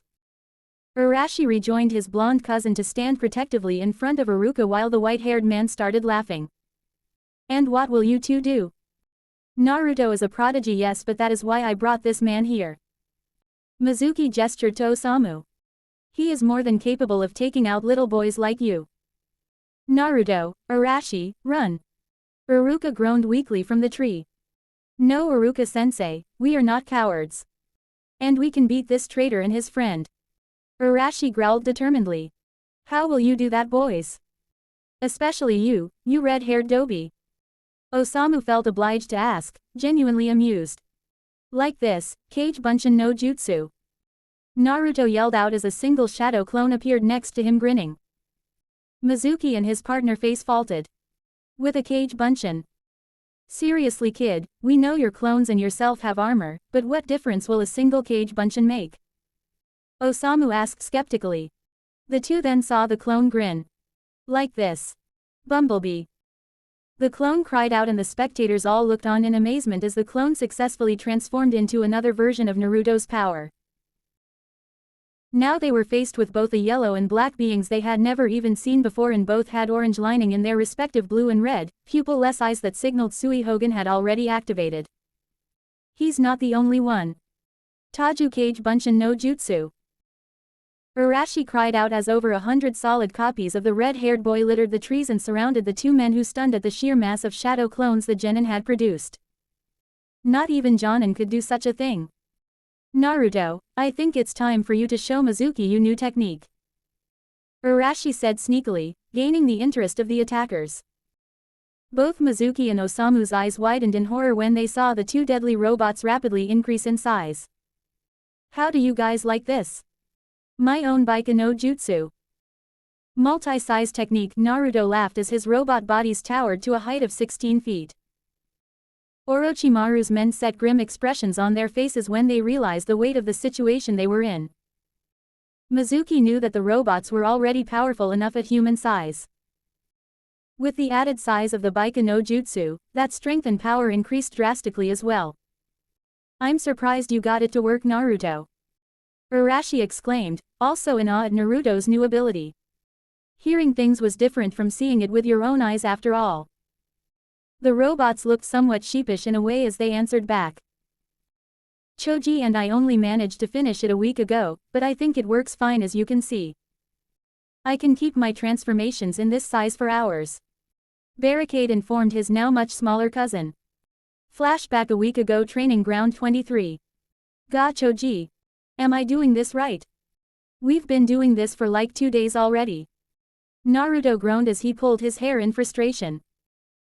I'm not really sure, Naruto. We Akamichi find it somewhat natural to increase our size, even if I can only do the Buban Baika no Jutsu right now. By the way, I think you know that this is hidden clan secret usually, so I could get in trouble for trying to teach you this. Choji replied in slight fear as he nervously chomped on his packet of crisps. I know, Choji, and thank you for helping me with this. You are probably the only one that can. Naruto explained gratefully. But you still haven't even told me why you are trying to do this, Naruto. What makes you so sure you can do our clan technique? Maybe you should just go and practice with Sasuke and Itachi over there. They look like they know what they're doing. Choji suggested, pointing over at where Naruto's Uchiha brothers were training in the clearing. Naruto looked over at them. I'm sure I can do this, or Kurama and Optimus wouldn't keep pushing me about this. Naruto scowled to himself. Nah, Choji. Itachi Ni-chan is training Sasuke in Genjutsu right now. You know that Genjutsu doesn't really work on me for some reason, and I am kind of hopeless in casting them. Itachi Ni-chan said I didn't have the focus. Naruto pouted. Then again, he had already had training in Genjutsu from Itachi before. His default older brother was teaching them how to recognize and dispel illusions, but they discovered that when Naruto had his Suihogan open, he wasn't affected one bit by Itachi's Genjutsus and therefore didn't need to break them. In short, he was immune to most sorts of high-level Genjutsu already, so Itachi figured that he went and find something else to do for a while as he trained Sasuke. Okay, Naruto, just like I said before. Try gathering chakra under your skin and try pushing it out. For us Akamichi, we can usually transform our extra calories directly into chakra to help us with growing in size. I'm not sure how it works for you though. Choji added. No problem, Choji, I'll find a way. I already know how to gather chakra, I just need a way to build it up, you know. Naruto replied, concentrating. He felt the chakra underneath his skin steadily growing and decided to distribute the building pressure along the rest of his body to even it out before he started building it up more and pushing it out. He immediately knew something was wrong when the energy was released, but he stayed the same size. He blinked his eyes open in confusion to look at a surprised Choji. Oi Choji, what happened? Naruto asked curiously. Only something really surprising or shocking would stop Choji while he was eating. Itachi and Sasuke leapt down beside Choji. Naruto, what did you do? What was that? Itachi asked, looking between both boys for answers. I was building up chakra to try and grow like Choji, but I accidentally released it. I still don't know what happened. Did I disturb you, Itachi Ni-chan? Naruto explained before asking his question. Itachi put a hand under his chin while he thought things over. That was a very large release of chakra, Naruto, I could see it in a clear wave with my Sharingan. Aren't you tired from dispelling that much chakra? Naruto shook his head. Because that wave that you just made, it broke Sasuke here out of his Genjutsu. Naruto and Choji looked up slightly confused. How come, Itachi Ni-chan? I thought it required disrupting the victim's chakra. Oh, so that's how. Naruto came to the realization as he was speaking. So if I do that, then I can break Genjutsus on those around me. After a nod from Itachi, Naruto yelled out and punched the air in joy. Yada. That's awesome. I'm so gonna, wait a minute. Naruto's face suddenly changed from excitement to one of thought. Someone is hiding in those trees over there. Naruto pointed at a point in the forest. Come out. I know you're there. He shouted out fiercely. Itachi and Sasuke's eyes widened when they saw their mother laugh and jump down to walk towards them. Naruto, how did you know Ka-san was over there? Sasuke asked confused. Me and Itachi didn't sense her there until just now. The blonde shrugged. I just felt like it. I somehow knew someone was there. Makoto came up. I know how that happened, Naruto, and I think I should explain. Remember when you released your chakra? Well, I think it helps you sense what's around you as well. You only realized where I was when that blue wave connected to me and disrupted my genjutsu, and I think my presence reacted with your chakra, and that's how you knew I was there. You're like a sensor ninja now, Naruto. Sasuke patted Naruto on the back. Well done. Now you can be the sensor while I do all the fighting. Naruto growled back. Tem. Who said sensor ninjas can't fight? Sasuke smirked back and stuck his tongue out. I did. Before the two could go any further, Itachi turned to his mother to ask an interesting question. Ka-san, why were you watching us? Don't get the wrong idea, Itachi, I normally watch over you three to make sure that you don't go too far. Since you are a rare prodigy, you might be pushing your brothers a little too hard, don't you think? Makoto asked innocently. Itachi's sweat dropped. How can this be called going too far? I graduated the academy at 6. They are twice my age already and they aren't even out of the academy yet. Itachi explained, clearly frustrated. They should at least be as good as I was at that age. Were you even listening to what I just said? Makoto asked slyly as the three children present snickered.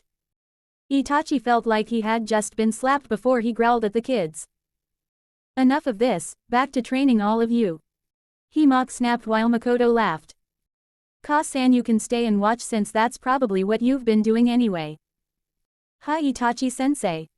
Itachi heard his brothers chant as his eye twitched. Back to training, now. He ordered as the three children stumbled back into position. Naruto, are you planning on naming that move? You're maybe the only one who can be so carefree like this about it due to your large chakra level. I recommend that the name should help describe what Hijutsu does. Like how it feels when it pulses out of your body or how it looks like. Itachi suggested. Chakura Purusu no Jutsu. Chakra pulse, Naruto said simply. I'll call it Chakura Purusu. He took in the amazed faces of the people around him. What? Itachi just looked away. Come on, Sasuke, and Naruto, no more Chakura Purusu for today if you can avoid it. You're not really helping Sasuke if you keep breaking it for him. As the two leapt away to continue training in their previous spot, Makoto went to assist her adopted son who was just about to prepare another wave of chakra. Naruto, why don't you try to prevent the chakra from escaping? I am, while I'm building it up I'm trying to keep it inside. Keeping it inside is different from stopping it from going outside. You are buying sheep and putting them all in one place. Sooner or later they will all just wander off. But if you build a fence around them, they will stay there as they do not have a way to get out. Makoto explained. Naruto's face brightened at the wisdom. Aha! And I have just the way of doing that. Naruto had realized that the black chakra present within him worked separately from his normal chakra, and once it formed, chakra couldn't pierce it. That meant that it probably wouldn't let chakra out either. Naruto tensed his arm and waited for it to completely harden, signifying that the black chakra coat was completely around his arm before he started to build up the chakra in the arm like before, and he watched with awe as his arm increased in size. Choji stopped eating to stare with eyes almost as big as his face. That's just like my Bubanbaika no Jutsu. Naruto, you did it. Choji cheered as Makoto smiled, glad she had been able to help. Yada Choji. Fist bump time, TT Ibeo. Naruto yelled victoriously as Choji's own arm expanded and the two boys punched their oversized limbs together. The resulting shockwave from the impact forced Makoto a few feet back in surprise, even though her feet were stuck to the ground with chakra. On the other side of the field, however, a very unprepared Sasuke who had been inside another genjutsu was sent flying into a tree while Itachi stumbled forward. When he regained his bearings, both he and Sasuke shared a glance before heading back to their other three companions. Naruto, what have you done this time? Sasuke shouted angrily. You threw me into a tree. And I believe I told you not to help him out of the genjutsu. Itachi said sternly. Sasuke glared back at his brother. Ni-chan, this isn't about him breaking me out of genjutsu. He threw me into a tree. Itachi used his index and middle finger to poke Sasuke's forehead, silencing him. Be quiet now, little brother, you make too much noise. He silently laughed at the pouting face Sasuke made. Now Naruto, what did you do? Naruto grinned. Watch this. Bumblebee. Naruto knew that his robot's armor was made mostly of the black chakra, so it would serve the same purpose. Sasuke looked at him blankly. Naruto. We knew you could do that. What about this? He asked as he started building up his chakra. The onlookers watched in awe as the yellow robot began to grow. It topped out at 16 feet and stared at its now minuscule companions. Baika no Jutsu success. Bumblebee stated as it proceeded to try and step on Sasuke. Flashback end. The multiple clones of Arashi started laughing. Man, you guys should get a look at your faces, TT Ibeo. One clone cried out. Mizuki and Osamu shared a grim look. They needed the scroll and the Jinchuriki. But at this rate they would possibly need to call on their cursed seals and might attract the attention of the village to their dark chakra. But they did not have a choice. Either face the torture and interrogation department of Konoha or answer a failed mission back to Orochimaru. The choice wouldn't be very hard if it came to that. Gah, I'm bored. Arashi sighed. Time to liven it up a bit. He then yelled as all his clones cascaded down towards Mizuki in a mob. The original onslaught easily separated Mizuki from his partner, and the academy instructor began readily dispelling red-headed clones one after the other. But more just came to take their place. Osamu, Bumblebee and Barricade watched as Arashi's fight slowly moved away from them. When their eyes met again, Osamu smirked. You should just give up, boy. Mizuki will finish your stupid cousin in no time, and I am a Jonin of Otogakure. I am also part of Orochimaru's Guardian 5 along with my other 4 brothers. You do not stand a chance against me. If you do not want to get hurt, then just come along. Inside the 2 giant robots, Naruto inwardly sighed. So this is the superiority complex Itachi warned me about. Oh well, better make the most of it. Bumblebee slowly picked up Iruka and placed him behind one of the large trees without saying a word. Once he was sure Iruka was safe, Bumblebee rejoined Barricade and they looked at each other. Osamu watched as the 2 spilled up, one heading for his left and one heading for his right. He noticed the ground shaking slightly with each step. This has certainly become interesting, boy, can you keep up? Doden, Hosuku sa Reta Yoroi. Earth release. Entrapped armor, Barricade and Bumblebee watched Osamu as the earth around him began merging around his body, compressing itself so that more earth could fit. In 3 seconds, Osamu was covered head to toe in highly compressed rock with a small crater around him from where he obtained the earth. Osamu started channeling chakra to his feet in preparation to start moving fast. The armor he could easily repair under a heavy hit, but that would take time. It would be better if he couldn't be hit at all. Orochimaru's personal guard ducked under a thrown tree that toppled another one behind him. Okay, side note to self, try not to get hit by anything he throws. Osamu started running quickly. Leaping, ducking and sidestepping were all vital to him for the next few minutes as oversized chunks of land and trees were thrown towards him at breakneck speed, crashing destructively behind him. Maybe he'll tire out soon. Osamu thought hopefully as he evaded a downward punch from Barricade that obliterated the ground he had been standing in a moment ago. Then again, maybe not. He rolled out of the way of another thrown boulder and was slightly surprised when the barrage of debris abruptly stopped. Osamu became wary when he saw the 2 robots looking at each other and grew even more suspicious when Barricade nodded. The black robot then snatched up a tree in one hand and used his other arm to tear up the ground underneath him to pick up a large boulder. Barricade then tossed said chunk of rock upwards while carrying the tree like a baseball bat. Osamu found it ironic when he used the tree in said manner. The rock came back down to earth only to be slammed into dozens of smaller pieces by the tree. The tree shattered on impact with the oversized rock, but that wasn't Osamu's main concern. The smaller rocks traveling towards him were far faster than before and covered a larger area. Then he heard something that scared him if even just a little. Fuden. Repusho. Wind release. Gale palm. The boulders traveling towards him were given an immense boost by the powerful gust of wind, and Osamu had no time to avoid the new set of incoming projectiles as they impacted against his armor powerfully, cracking it. Osamu was new to this level of pain. With his armor he had never really met anyone powerful enough to hurt him. This kid would surely force him to use the curse seal if he didn't find a way to defeat him anytime soon. Osamu stood up a little shakily and glared at the two giants who stared back at him curiously and silently. Osamu would never admit it, but those pupil-less blue and red eyes that were ringed with orange were terrifying. They showed no emotion. All of a sudden he felt a small surge of power wash over him from Mizuki's fight. A quick glance showed Mizuki transformed into the first state of his animal cursed seal. Not good. Osamu sighed and got ready to face Naruto as he activated the first level of his own cursed seal. Mizuki cursed. He was much better than Arashi when it came to taijutsu, but his skill advantage was quickly negated by the sheer number of clones that he was up against. He ducked under a punch and delivered a powerful chop to the clone's neck, immediately dispelling it. He then caught a kick heading for his face and swung the red-haired boy straight into another of the clones, dispelling both. Mizuki leapt backwards to avoid a powerful axe dropkick from another clone, and he tossed a kunai at its head to dispel it. The white-haired man then turned backwards to backhand another clone right in the jaw when he felt his back sting from a slash by a kunai. Mizuki growled and kicked the clone in the chest before grabbing his own kunai to parry another swipe. He sidestepped, and the clone that was supposed to impale him from behind shot forward into the other clone, impaling it instead. Mizuki added to the clone's momentum by kicking it square in the rear and sent it crashing into a tree.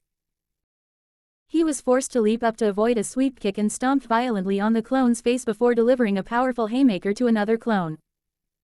Mizuki then howled in pain when a kunai embedded itself into his calf. Out of the corner of his eye, Mizuki spotted a blur and barely raised his own kunai in time to deflect the shuriken headed for his throat. He then received a vicious slash across the shoulder from another clone, which he immediately punched with his free arm. Then, as if by some hidden signal, all the red-haired clones began throwing the multitude of their equipment at the white-haired man, who was doing his best to dodge the onslaught of shuriken and kunai with an injured leg and shoulder. He silently thanked Kami that the kid wasn't very accurate in his throws. After around an intense minute of dodging and parrying kunai, the barrage of weaponry ceased. Mizuki dropped to one knee, panting. 4 shuriken were embedded in his thighs and 6 kunai had found their way to his back. The red-haired clones held back for a bit to see what would happen, which proved to be a mistake when Mizuki grew at least 2 more feet and his muscle stature rapidly expanded to that of a large bodybuilder. They watched as his wounds all healed while his shirt and pants were ripped apart, and the now gigantic man stood to his full height and roared in a more animalistic way now before he fixed the killer look in his eyes towards the swarm of clones. Some of the green-eyed boys gulped audibly before charging in again. Osamu delighted in his power surge. He felt his muscles expand as power coursed through his chakra network. The armor around him grew as well and began feeding itself more earth to form an even bigger and stronger armor around its user, who was now laughing maniacally. Osamu then watched in confusion as the 2 large robots did not seem to care. He gave them a questioning glance when they put their hands in a seal before he was horrified at what the robots said next. Taju Kage Bunshin no Jutsu. Osamu could only survey the area when the smoke cleared to see around 1,000 clones of the blonde boy. Wait, why are they in normal form? Shouldn't they be robots as well? Osamu asked himself mentally. He waited patiently for them to transform before he allowed a smile to grace his features. You can't make them transform, can you? Osamu almost laughed when he saw some of the clones twitch their eyes. I'm guessing you can only use those 2 at a time. Hee, how unfortunate for you, boy. Barricade decided to speak for the first time since the fight started. That is true. But 1,000 hardened clones of me are still powerful. Remember, they have their own armor and Suihogan with them, so it's going to be pretty hard for you to dispel. And they sure pack a punch. Osamu then noticed that the clones were all smirking at him. Oh, just great, I had to taunt him, didn't I? Good job, Osamu. He hissed under his breath. Charge. Barricade ordered as the horde of blonde clones charged forward. Doden. Machiuchi. Earth release. Whiplash, Osamu yelled as his right arm turned into a long tendril of compressed earth over 15 feet long. The whip moved insanely fast and delivered hits with a loud crack that resounded through the forest. True to his word, the clones were indeed very difficult to dispel. The few times that he did hit them with the whip, he only seriously dented the bodies of the clone. At least the injured clones took a while to heal. This isn't good. I'm only keeping them at bay. If they think for a minute then, he didn't get to finish his line of thought as he barely moved out of the way before another boulder crashed down where he was and then he leapt up in the air to avoid a tree that Bumblebee was using as a baseball bat. He thought he saw an opening at the giant's head and took the shot. Doden. Hiko Yari. Earth release. Flying spear. The 5-foot-long javelin went dead straight for Bumblebee's face but the yellow robot simply dropped its visor over its face and the spear crumbled upon impact. Osamu swore before pushing Chakra to his legs to make another mad dash to make a bit of distance in between him and the one-man army behind him. Osamu then turned abruptly. Doden. Ukina Shujeki. Earth release. Great impact. A large rock roughly the size of Bumblebee shot towards a group of clones that went up in a puff of smoke, much to the shock of Naruto and all the other clones. Osamu grinned. So slashing and piercing don't work on the clones but apparently a large enough impact can dispel them. Well then, I have the perfect things for this. Doden. Ishaku sa Reta Chikyu Kaba Shirudo. Earth release. Compressed earth covering shield. A large, smooth oval shield the size of Osamu himself almost covered the man head to toe as it hung of his left arm. He then held out his other arm. Doden. Ishaku sa Reta Chikyu Hanma Maisu. Earth release. Compressed earth hammer mace. A large war hammer then manifested itself in the 8-foot-tall man's right hand. The hammer was roughly 4 feet long at the handle and had sharpened spikes meant to impale on both ends.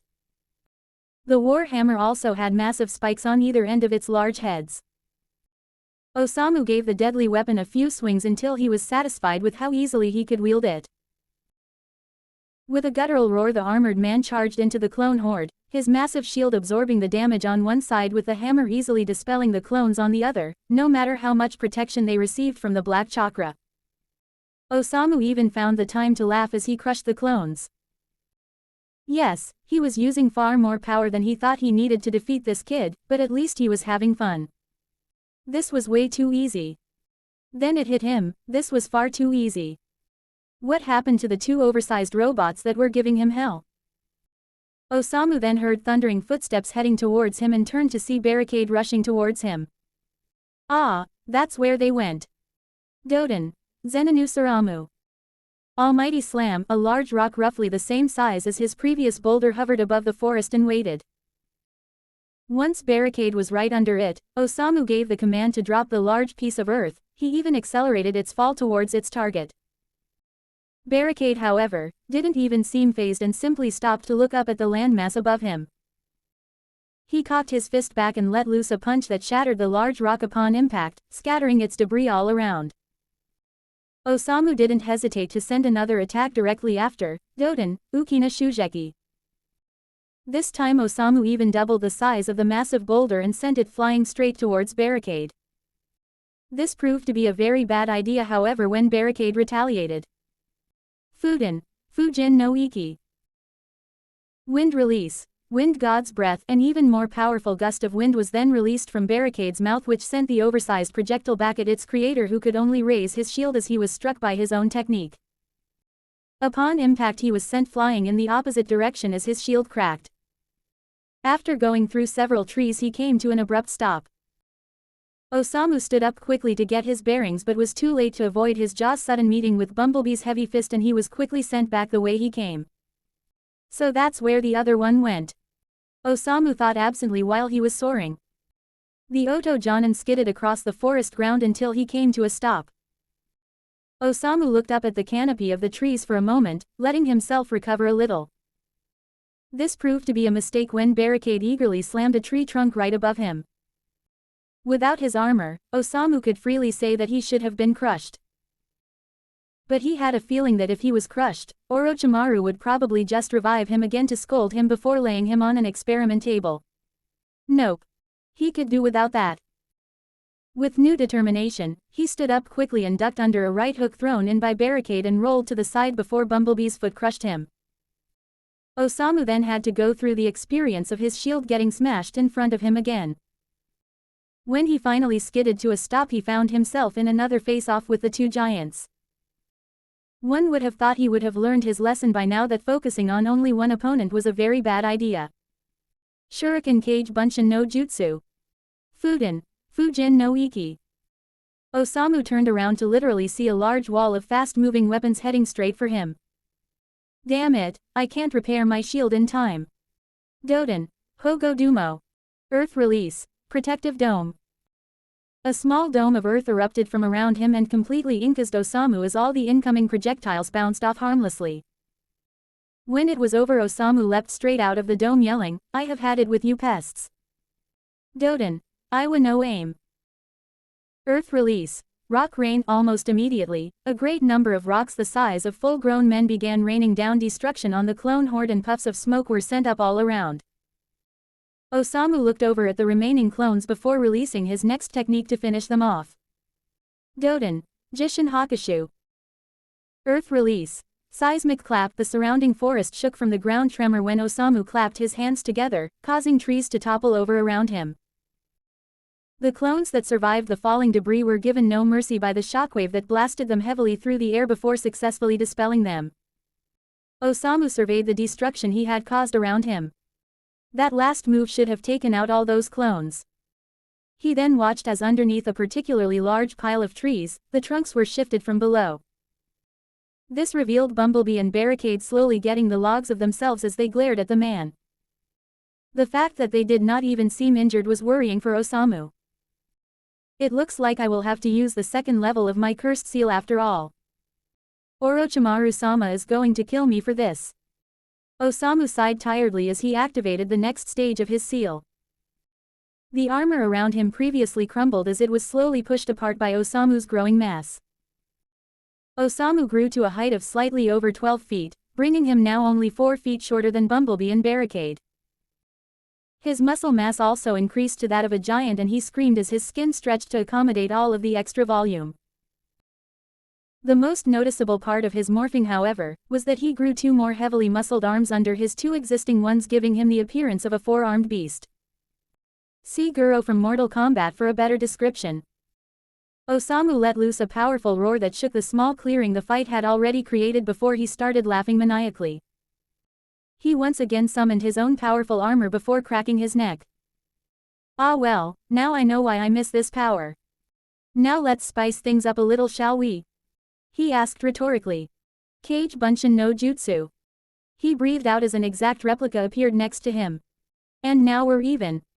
The 2 large robots gazed back, opting not to comment at all. Instead, Bumblebee's face visor went over his face as Barricade allowed Mace of Sorts to manifest itself in his right arm. Osamu noticed this and smirked. Ooh, the big boy's got a weapon. Well, I've got one too. Doden. Ishaku sa Reta Chikyu Hanma Maisu. Earth Release, Compressed Earth Hammer Mace. Osamu laughed gleefully as his warhammer grew in his top right arm. It was now more than twice its previous size and seemed to have more leverage. Both Osamu and his clone stared at the other 2 robots. Well then, I guess it's time to dance. Meanwhile. Stop it, Arashi. Mizuki yelled in frustration. Even in the first stage of his cursed seal he couldn't do anything against the multitude of clones that wouldn't stop coming his way. Yes, he was bigger. Yes, he was so much stronger. But the damn red-headed brats kept on coming at him. One after the other. Come and fight like a shinobi, Arashi. The white-haired man yelled again as he got cut across the back by another kunai. With a roar he turned and punched the clone into oblivion. Gah! Mizuki honestly felt like pulling his own hair out as another clone managed to land a kick at the side of his head. Maybe it wasn't such a good idea to teach this kid proper taijutsu stances. They're not worth much, but whenever he gets lucky he really kicks hard. Mizuki berated himself. The real Arashi, however, was sitting next to Iruka. While his clones had been fighting, the original had stayed by Iruka's side and had managed to wrap a bandage around Iruka's midsection in an attempt to stop the bleeding. The green-eyed boy was currently in his first celestial gate. The Taju Kage Bunshin no Jutsu was starting to take its toll on him, and the only way to keep the clones coming was to open his gates for more access to chakra. He and Iruka shared a glance every time they felt the ground slightly shake, as Naruto had moved his own fight with the Oto Jonin far away from them, but they could still feel the effects of the jutsus being used. They barely heard powerful smashes in the distance, but it was enough to know that the fight was still ongoing. All of a sudden a very dark and vile chakra made itself present from where Naruto and the Oto Jonin were. They heard Mizuki start laughing. So Osamu has decided to let loose. Naruto must really be giving him a hard time. Oh well, if he's free to use it then so am I. Mizuki stated. Iruka and his red-haired student watched as Mizuki grew even larger than before. They also watched in awe as his skin started growing white, orange and black hair, and they quickly realized that he was taking the appearance of an overgrown tiger. Ha ha ha, Arashi. What will you do now? Mizuki taunted. Iruka nodded his consent to Arashi. I don't think you can kill him with a hard shot now.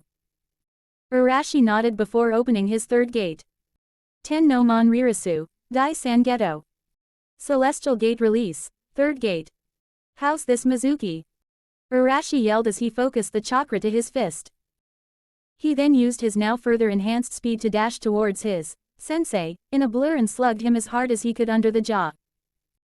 The large humanoid form of Mizuki was sent flying through several trees before rolling to a violent stop against a rock. Arashi could have cheered happily when he saw Mizuki returning to normal. The Uzumaki then created two clones that picked up Mizuki a leg each and dragged him back to Iruka. Okay, Iruka-sensei. Mizuki is taken care of. Let's go find Naruto. Arashi said as he leant his hand down to help Iruka up. The scar-faced Chunin looked at him for a moment and grunted in pain as he stood, clutching his stomach. Arashi draped one arm over his shoulders to help support Iruka's weight, and together they made their way to the sounds of the heavy-duty fighting up ahead as Mizuki was dragged along behind them. Not too much time later they started seeing the beginnings of the fight. Oh Kami, Iruka gasped. His eyes only widened more as they went further down the destructive trail. Meanwhile, Hiruzen sighed again deeply. Was one day free from work, and all the problems that came with it, too much to ask. And now the forbidden scroll had been stolen. How it had happened he had no idea. The scroll had been in one of the deeper chambers of the Hokage residence, so how could it have been taken that easily? The Sandaime had already sent out squads to try and intercept or catch up to whoever had stolen the scroll. Most of them had already gone beyond the borders of Konoha in search of a trail. Suddenly Makoto and Hiashi sunshined into his office. Hokage-sama. There are reports of a large-scale battle occurring near Training Ground 32. Makoto reported urgently. Anbu are already at the scene but are unsure of whom to apprehend, Hokage-sama. They reported monsters of a sort going all out and using jutsus. Can you aid us here, Hokage-sama? Hiashi asked. Give me a moment, I'll just check through the crystal ball. It can see anything within the village. The other two sweat dropped. You had that all along and you didn't think to use it the second you found the scroll was missing. Makoto exclaimed in alarm. The Hokage grinned sheepishly. Well, I did say numerous times that I was getting too old for this. Hiruzen joked. Anyway, back to business. What they saw in the crystal ball after Hiruzen activated it froze them in place. Is that Naruto? Hiashi shouted. And what the hell is he fighting? Hiashi added uncharacteristically. They watched in growing horror as the man started growing 2 extra arms along with the heavy muscle mass building up. How could this get any worse? Hiruzen asked silently. Makoto scowled at their Hokage when they saw the 4-armed giant split into 2, revealing a second identical 4-armed beast with one now brandishing a giant, spiked sledgehammer. You had to ask, didn't you, Hokage-sama? Hiruzen shook himself out of his stupor. Come on. We need to help Naruto fight that thing. My Anbu probably do not know the difference between Naruto and the other giants. Let's go assist now. The aging Hokage ordered as he grabbed his staff and threw off the Hokage robes to reveal his black ninja battle garb to the world. The Hyuga and Uchiha clan heads rushed after him as he leapt through the window. Back with the Transformers. The original Osamu and the clone shared hysterical grins. The one with the weapon is mine. The original pointed at Barricade with his war hammer. Barricade gave his own weapon a test swing to check the versatility of his weapon before both he and Bumblebee fell into fighting stances. The original Osamu charged he pair and brought down his hammer in an axe chop which Barricade easily blocked by raising the weapon above his head. The two were locked in a struggle for control for a moment and were free to watch as the other Osamu leapt in between Bumblebee and Barricade to separate them and then began swinging his arms at once. Bumblebee was slowly being driven back by the wild swings of the four-armed clone and was being forced to block as it was almost impossible to block all four arms at once. The yellow robot held his ground and put up his arm to block a jab that was going straight for his face. Bumblebee was shocked when the fist connected. It hurt. He leapt back to take a look at his forearm and noticed that there was a large indent that was slowly healing. Ooh, so my second state cursed seal can hurt you, huh? This is perfect. Osamu's clone stated before rushing Bumblebee again, determined not to give the yellow robot time to heal. He was surprised when instead of moving back, Bumblebee charged straight for him and ducked after the initial punch only to catch the bottom left arm in his grip. With one arm being held down, Osamu was forced to stop his follow-up, otherwise he would lose his footing. The yellow robot noticed this and powerfully kicked the clone's right leg with his own to spread the clone's legs even further. Bumblebee then ducked low as he spun around, still clutching Osamu's arm, and elbowed Osamu with his left arm. He used the spinning momentum to help carry Osamu over him, and his right arm left its grip on Osamu's only to connect with the four-armed man's face next. This sent Osamu flying backwards as the armor on his face visibly cracked. Still very powerful. This is going to be fun. Barricade watched silently as Bumblebee fought. The real Osamu still had him in a stalemate with their weapons crossed. So he's strong enough to hurt me. Naruto mused, I wonder who is stronger though. Osamu noticed the stalemate and added his left arm to the war hammer that was pushing down on Barricade's mace to try and end it.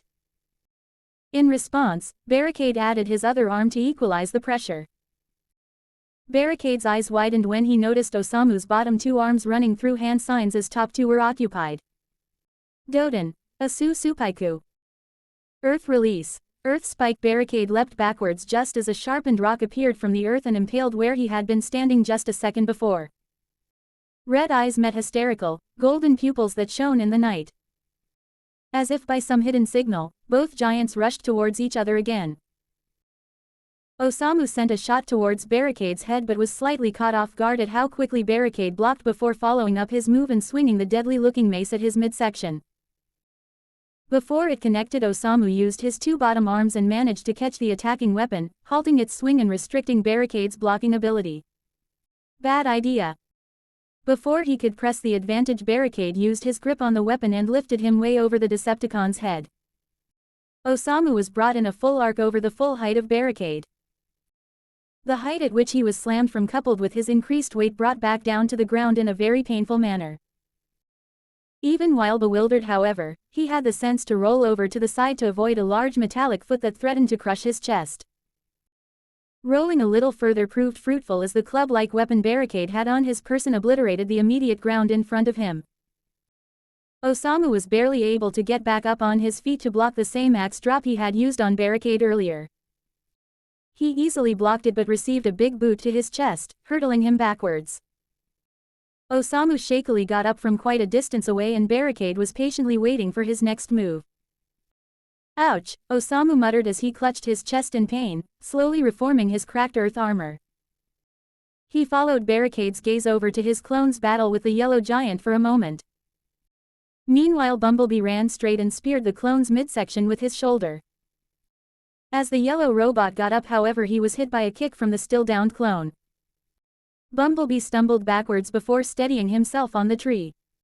Upon contact, Bumblebee felt like mentally slapping himself.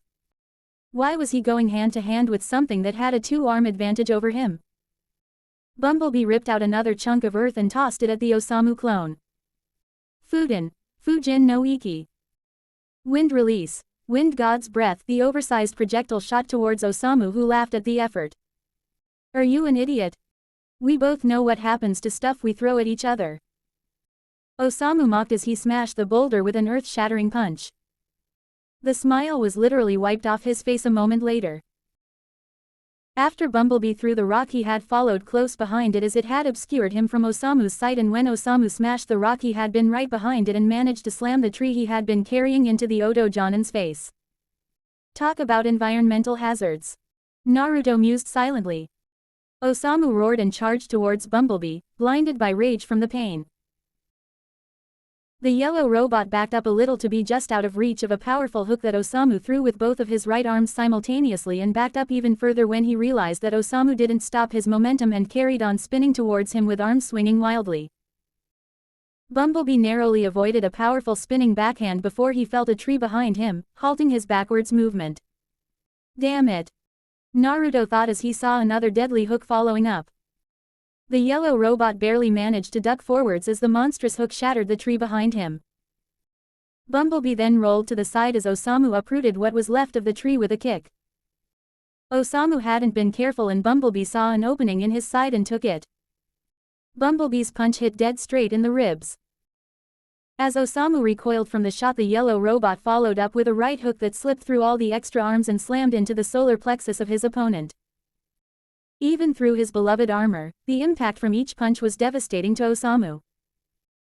He turned to face Bumblebee only to receive a large, metallic fist to his lower jaw before the right hand collided head-on with his face. Osamu was starting to see stars and could bet that he had a concussion after that last one. He was defenseless against a roundhouse kick that connected to his temple and was knocked back with a knee to the face. In desperation as he stumbled, Osamu managed to dodge another kick and grab the Bumblebee's leg with his bottom two arms and sent the robot flying backwards with his own punch as he stopped to catch his breath. He needed a counter to make some space, and only one thing came to mind at that moment. Doden, Ukina Shugeki. Earth release. Great impact. Yes, the attack would be seen coming from a mile off, but at least it would give him time. Bumblebee saw the rock hurtling towards him and easily stepped to the side to avoid it. But all of a sudden an idea popped into his head, and as the boulder passed by him, he grabbed it out of the air and started spinning on his feet due to the momentum of the rock. After twirling a bit to build up more momentum, the yellow prepared to toss it back at Osamu before something caught his eye in his slow-motion world. Barricade was in trouble. Originally, Bumblebee intended to return the rock to its creator, but it seemed a better use for it was available. After accurately timing the throw, he released the rock towards Barricade and helped it on its way. Fujin no Iki. Wind release. Wind God's breath. Satisfied with his work, he turned to face his original opponent. Bumblebee was alarmed to see that Osamu had now finished what looked to be a long set of hand seals and was already yelling out the move. Doden. Suinkabe Sukashu. Earth release. Twin wall squash. Two large walls erupted from either side of Bumblebee. The corridor he appeared to be in was too long to run out in time and too high to jump. There was also next to no space to punch the walls. The worst part was that they were slowly moving together, and based on the name, Naruto had a very good idea of what would happen.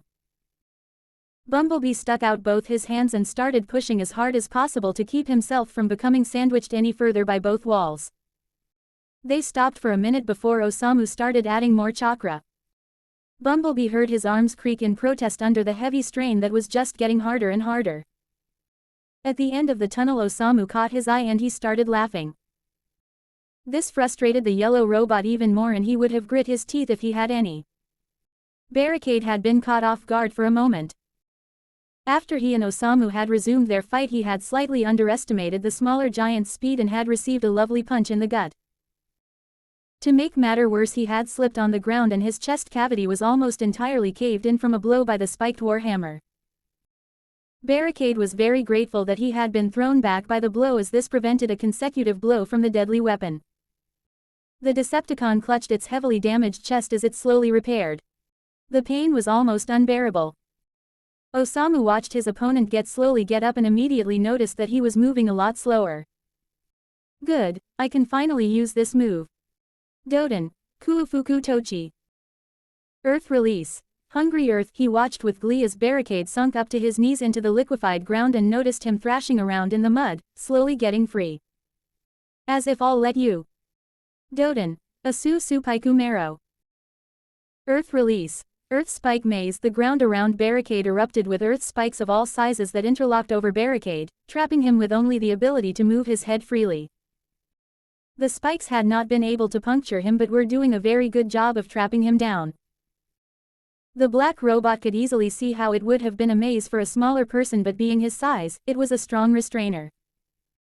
It was not unbreakable, but that would take time he did not have. He could only watch as a snickering Osamu drew closer with his war hammer as he struggled against his temporary prison. At this rate he wouldn't be able to get out in time, and Osamu had a jackpot shot at his exposed head. With a weapon like that spiked war hammer and Osamu's strength wielding it, it was not really hard to imagine the after effects of a blow to his head. Got you now. Osamu snickered as he slowly walked closer. I'm gonna love this. He yelled as he charged towards Barricade. The Decepticon could only stare at him. What happened next almost made the black robot burst out laughing as it was so comical. As Osamu ran towards Barricade laughing maniacally, a large rock that looked similar to Osamu's own technique crashed into him and sent him flying. Upon looking to the source he saw a very familiar yellow robot giving him a thumbs up. If only he could grin, Barricade would have gladly done so. He simply settled for shaking his head in amusement. After freeing an arm he quickly managed to get himself out of his predicament by smashing the surrounding rocks. Who said brute force wasn't a good thing? Barricade went over to where he dropped his mace and looked to where Osamu had been thrown. Orochimaru's guard was still down on the ground and was still making its way up. After a quick glance at Bumblebee, Barricade found an alarming sight. The yellow robot looked like he was getting crushed by twin walls, and Osamu's clone was smirking with his own hands locked in a seal. The real Osamu could wait. Barricade rushed toward his Autobot comrade and closed the distance in a matter of seconds.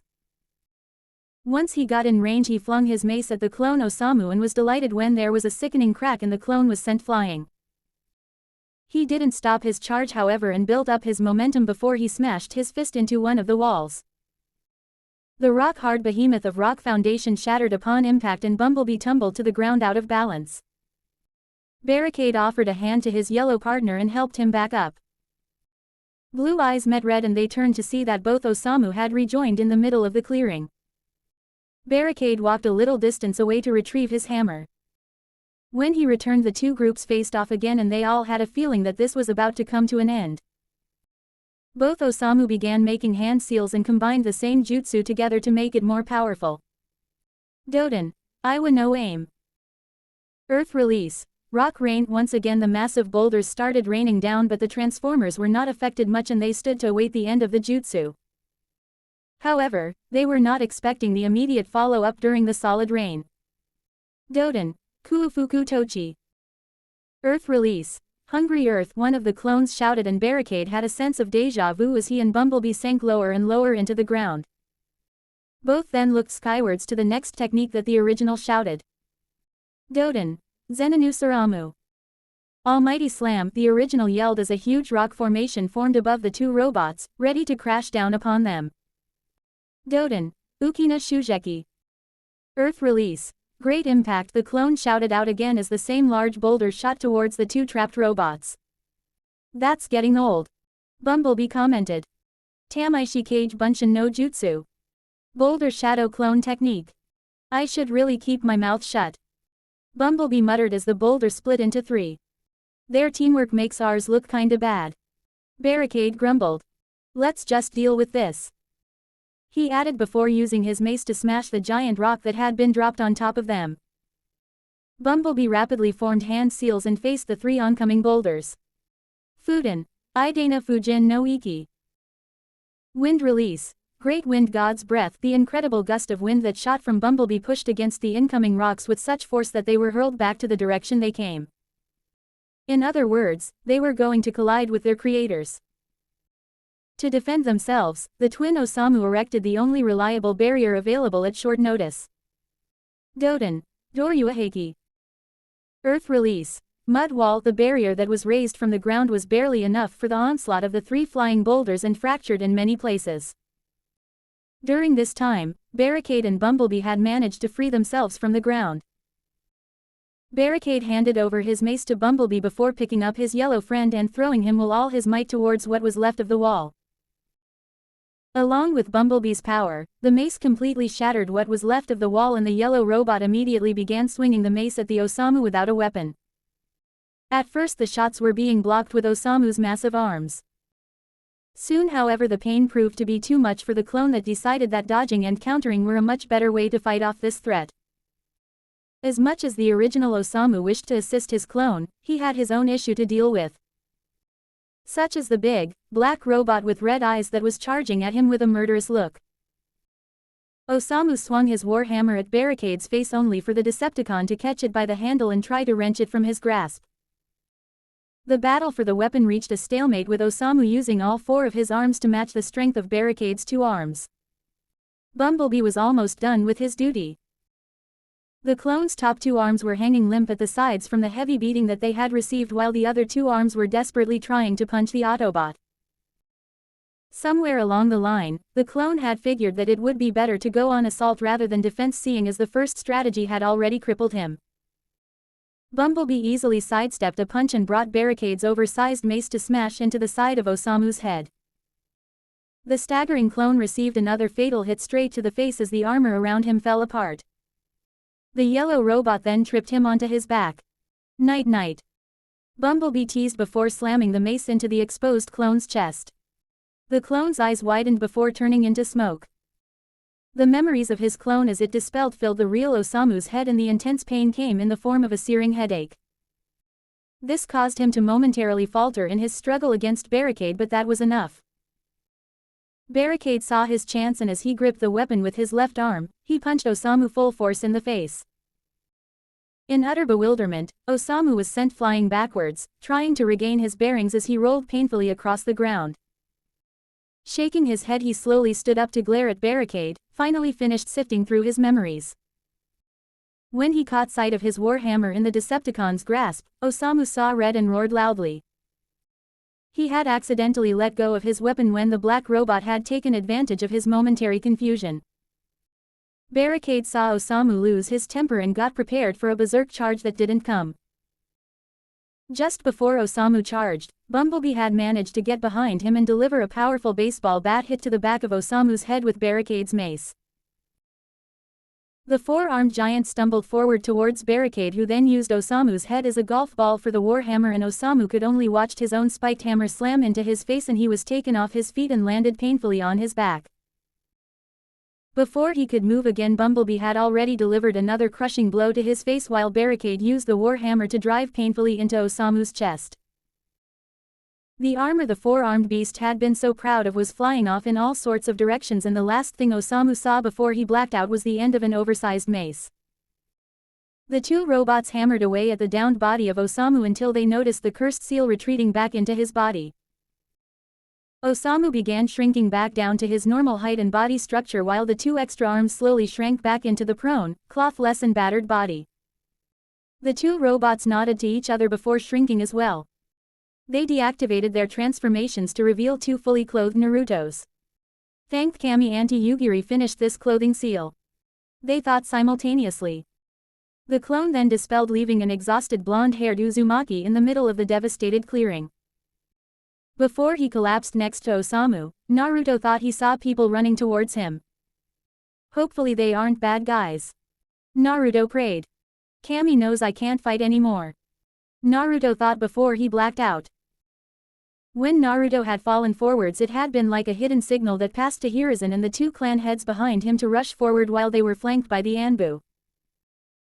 They had arrived on the scene just in time to see Barricade break free from the Earth Spike maze, and free Bumblebee from being crushed in between the two gigantic walls.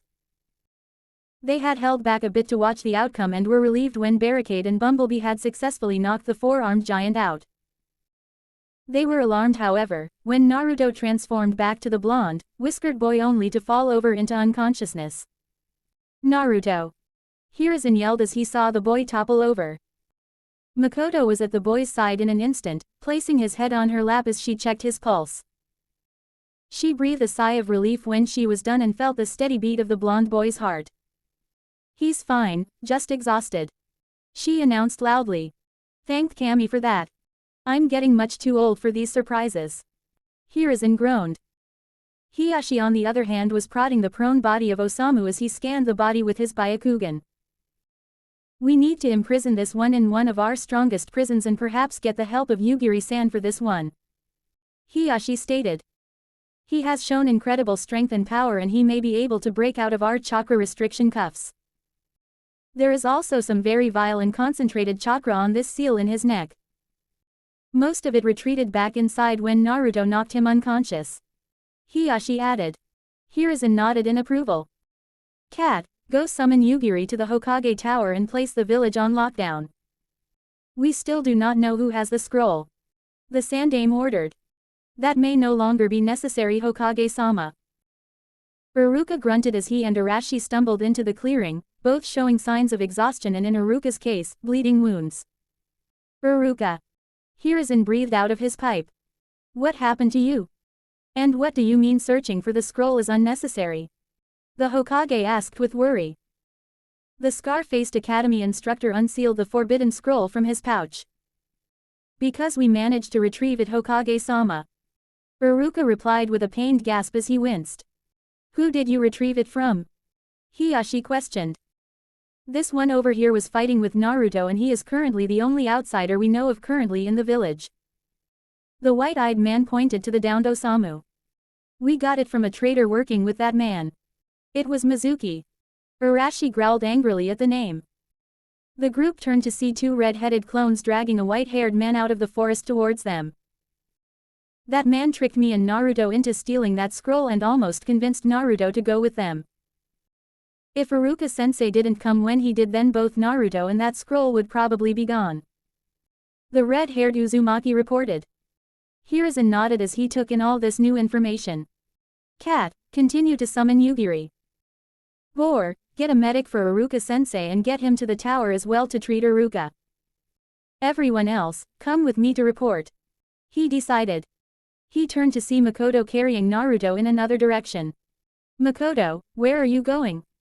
Don't you want to listen to the reports? The Uchiha clan head turned and glared at Hiruzen. I can always read the written report later on, Hiruzen. And I believe Naruto has already done his fair share for today. He will give his own report when he is ready. Makoto stated firmly. I will take him home now. She said before leaping away. Hiruzen sighed.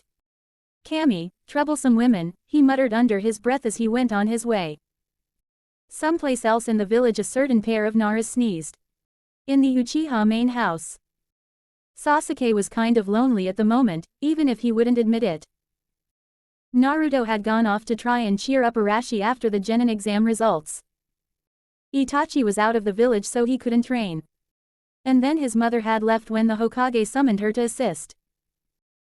It was something under the lines of a Konoha treasure being stolen and a manhunt had been initiated to try and capture the thief. The young Uchiha had trained for a little while after she left, but he could not find anything useful to be doing and had simply decided to sulk on the porch at being the only one in the family with nothing to do. And then he saw his mother leap down in front of the front door as she carried something in her arms. It wasn't very clear, but it looked like a child with mop of spiky yellow hair. Sasuke shrugged and stood up. As he was dusting himself off, something hit him. Yellow hair. The only boy I know with yellow hair is. Sasuke's eyes widened as he rushed in after his mother. Naruto. Ka-san, what happened? Who did this to him? Sasuke yelled in worry as he crashed in through the front door. Makoto put a finger to her lips before pointing at the door to the room the two boys shared. Sasuke got the message and opened the door to the room before pulling back the covers to Naruto's bed, allowing his mother to tuck his new younger brother into bed. When Naruto felt something soft underneath him, his eyes snapped open. He was bewildered when he looked up to see a brown ceiling instead of the night sky and leapt out of bed with his Suihogan blazing a menacing orange. He then stared at the two familiar faces in confusion. Sasuke was looking at him in a worried manner while his adoptive mother raised a placating hand as she smiled. Calm down, Naruto. You're safe now. What happened? Naruto asked shakily as he deactivated his dujutsu. You fell asleep after your fight from exhaustion, Naruto. You're still tired, so you might as well rest some more. Makoto suggested in a motherly tone. The blue-eyed boy's hands dropped down to his sides tiredly. Now that you mention it, I am pretty tired. Thanks for getting me home. Naruto answered as he slowly clambered onto the bed. Sasuke however still had no idea whatsoever of what had just transpired. Huh? Naruto. Fight. Tired. The young Uchiha questioned dumbly. Naruto turned to his brother. Ah yes, you don't know yet. I have something new for you guys which I just recently found out. My friends on the inside decided that it was a good idea for me to know. Naruto said as he sat up in bed and transformed into the miniature version of Bumblebee. The wooden bed creaked under the added weight. Naruto, I thought I told you not to do that on the bed. Makoto scolded as she put her hands on her hips. And I also thought I told you to rest. Makoto added as she mock glared at the boy. Don't worry, it's just quick, Ka-san. Naruto pleaded as he took out a small circular disc from his right arm. Once it was detached, he quickly transformed back into his human form while still holding the metallic disc. What's that, Naruto? Sasuke inquired and pointed at the disc. I'm not sure. It's something I can put a part of my memory in though, and then this hologram thingy comes up and you can see what I saw and hear what I heard in that memory. Naruto explained, still very unsure of what he was talking about as he had only repeated what he heard Optimus say in his head. He then placed it on the bedside table as a projection shot up and started playing. It started from right after Naruto and Arashi had split off from the main group and were confronted by Mizuki. The trio then watched and listened to everything that took place in the last few hours. Makoto felt tears spring to her eyes during the part where Naruto seemed unsure of himself and she hugged her adopted son tightly as they watched. The fight followed soon thereafter and Sasuke watched intently through the eyes of barricade and cheered near the end when Naruto finally won. The hologram cut off just as Naruto lost consciousness and the projection faded back into the circular disc. Makoto scooped it up and looked back at Naruto. Naruto, would you like me to show this to the Hokage? It would be much easier than writing a written report tomorrow. Naruto's eyes widened. No, no, no. He shouted in protest as he waved his arms in dismissal. Just take that to Gigi instead of the report. Makoto smiled. But I don't know how this works, dear. Naruto quickly made a bunshin that transformed itself into frenzy. There you go, problem solved, TT Ibeo. Naruto exclaimed happily. Night, Ka-san. I'm going to sleep now. Naruto said before dropping his head onto the pillow. 15 seconds was all it took before the blonde Uzumaki's breathing slowed down and he was out cold. Makoto then walked over to her other son. Sasuke, keep a watch over your brother please. She ordered gently. Sasuke nodded as he crossed his arms. No one will get near him, don't worry. Sasuke reassured her. The Uchiha clan head sighed. It's not that I'm worried about. Keep him safe from himself while I'm gone. Trouble seems to find your brother around every corner. Sasuke smirked. He wouldn't be Naruto if it didn't, Ka-san. Makoto shook her head in amusement. That is true. Now come along, Frenzy. We have to report the Hokage now. She said as she walked out of the room closely followed by the shorter robot. After she shut the door behind her, Sasuke grinned at Naruto's peaceful face. You're awesome, Naruto, but I'm not gonna stop till I catch up.